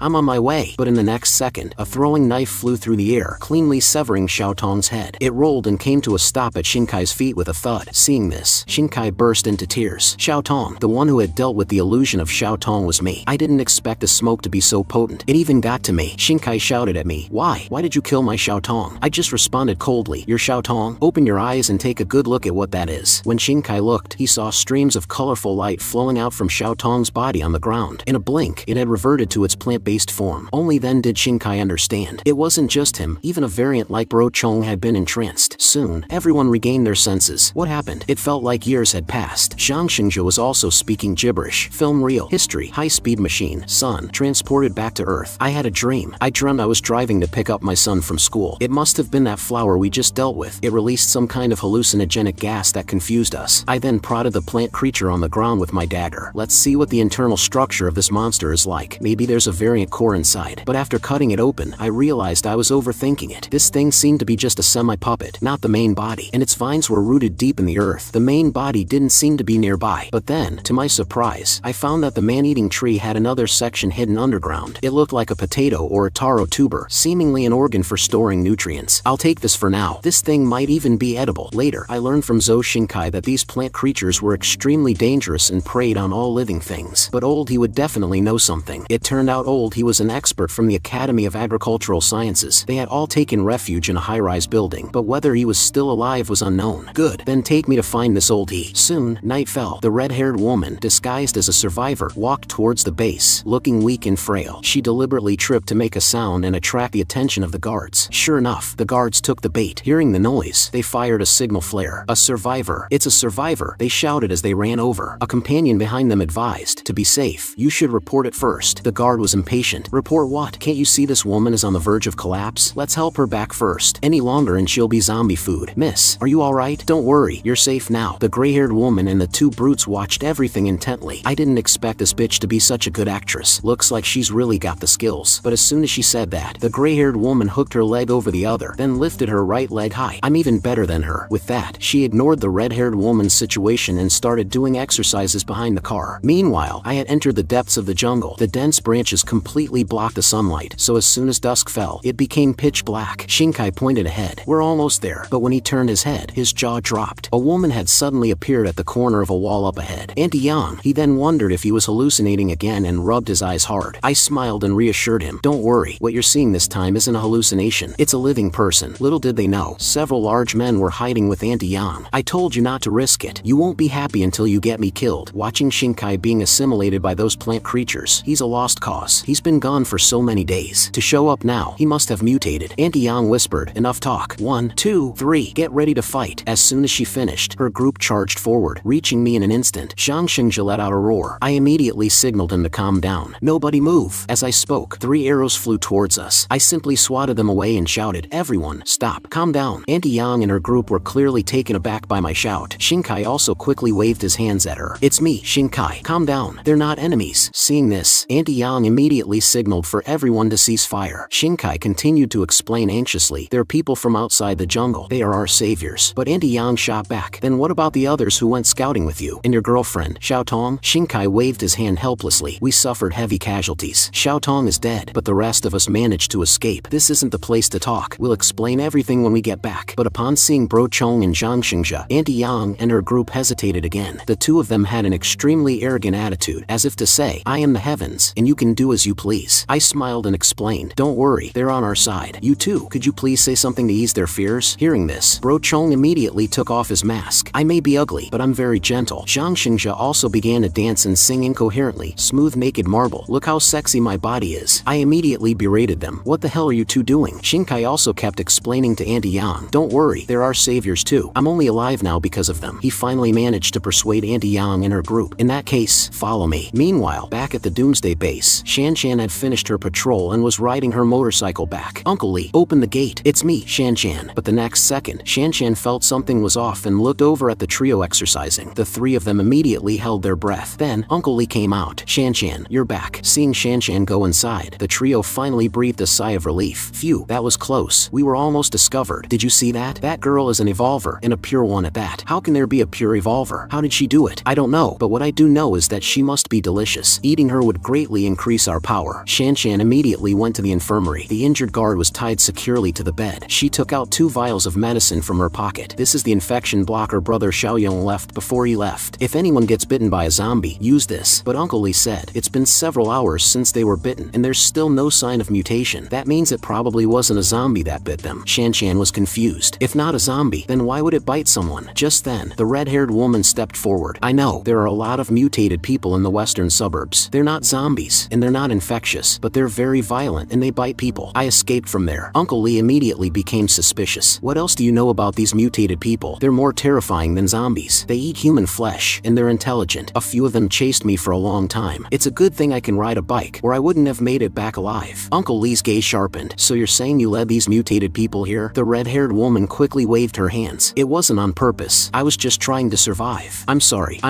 Uncle Lee signaled that he didn't mean it that way. Knowing the details about these mutated people makes it easier to handle, doesn't it? The red-haired woman continued. I also know they won't give up. They'll be back to attack soon. We need to prepare. I know, Uncle Lee said. You all go back and rest, and bring some food for the injured. We'll observe them for one more night, just to be safe. But as Shan-Chan watched the red-haired woman leave, she felt that something was off about the newcomer. Uncle Lee noticed Shan-Chan's unease. What's wrong, Shan-Chan? I have a strange feeling about this new woman, but I can't quite put my finger on it. Maybe I'm just overthinking it. Uncle Lee smiled. You're probably just exhausted. Xiaoyong really shouldn't have put such a heavy burden on a young girl like you. Meanwhile, we arrived at the building where Auntie Yang was staying, but something puzzled me. Why did you choose this as your settlement? We passed several factories and warehouses that were much sturdier and more suitable. Shinkai and Auntie Yang explained, the disaster in S-City is different from where you're from. If we chose one of those places, we'd all be dead in a week. See this mist? The lower you go, the thicker it gets. If you breathe it in for a few days, you'll be infected and turn into a plant creature. Only above the 10th floor, where the mist is thinner, can we barely survive. Let's go up and talk more. After we settled in, I introduced everyone and explained the situation in M-City. So that's how it is, Old He. Unfortunately, the situation outside the jungle isn't much better. I then called to the 2 outside. Bro Chong, Zhang Xingzhe, you can come in. I've explained your situation to them. Old He then asked about the situation in other countries. As of today, we haven't encountered any organized rescue efforts. Everyone is still fending for themselves. By the way, Old He, I heard you've done some research on these plant creatures. Could you take a look at this? From Old He, I learned that the tubers of the plant creatures were edible. Auntie Yang and the others go out looking for these. We only found out a few days ago. If food wasn't so scarce, we wouldn't have dared to eat this stuff. It tastes like taro and is high in calories. In the apocalypse, it's pretty good food. But just then, someone rushed in anxiously. Old He, we have a situation. Plant creatures. The plant creatures are surrounding us. Be more specific, Old He said. There are tons of them. They're gathering around this building, and their numbers are growing. A flower float. It's a flower float. I was confused. A flower float? What's that? Is it scary? Scary is an understatement. If we don't handle this right today, we're all going to die here. Even so, Old He remained calm. Everyone, listen up. Women and young people, get to the top floor. Find a restroom or a storage room, any enclosed space, and hide. The rest of the older folks, stay here with me. Everyone was stunned. Old He, you can't. Old He became furious. Get moving. It's better for some of us to live than for all of us to die together. With that, the younger people rushed out. Old He then looked at me. You don't look very old. Go with them to the roof. Don't stay here as a sacrifice. I just smiled faintly. It's alright, Old He. I'm just a little curious. What is this thing that has you all so terrified? Old He was peering out the window. We'll probably be killed by these plant creatures before we even see the flower float itself. I voiced my suspicion. Does this flower float have the ability to control the plant creatures? That's right, Old He confirmed. They probably use something like pheromones. An attack this large and organized means the flower float is definitely nearby. It's clearly coming for us. At that, I pushed open the window. To Old He's astonishment, I raised my trusty old AK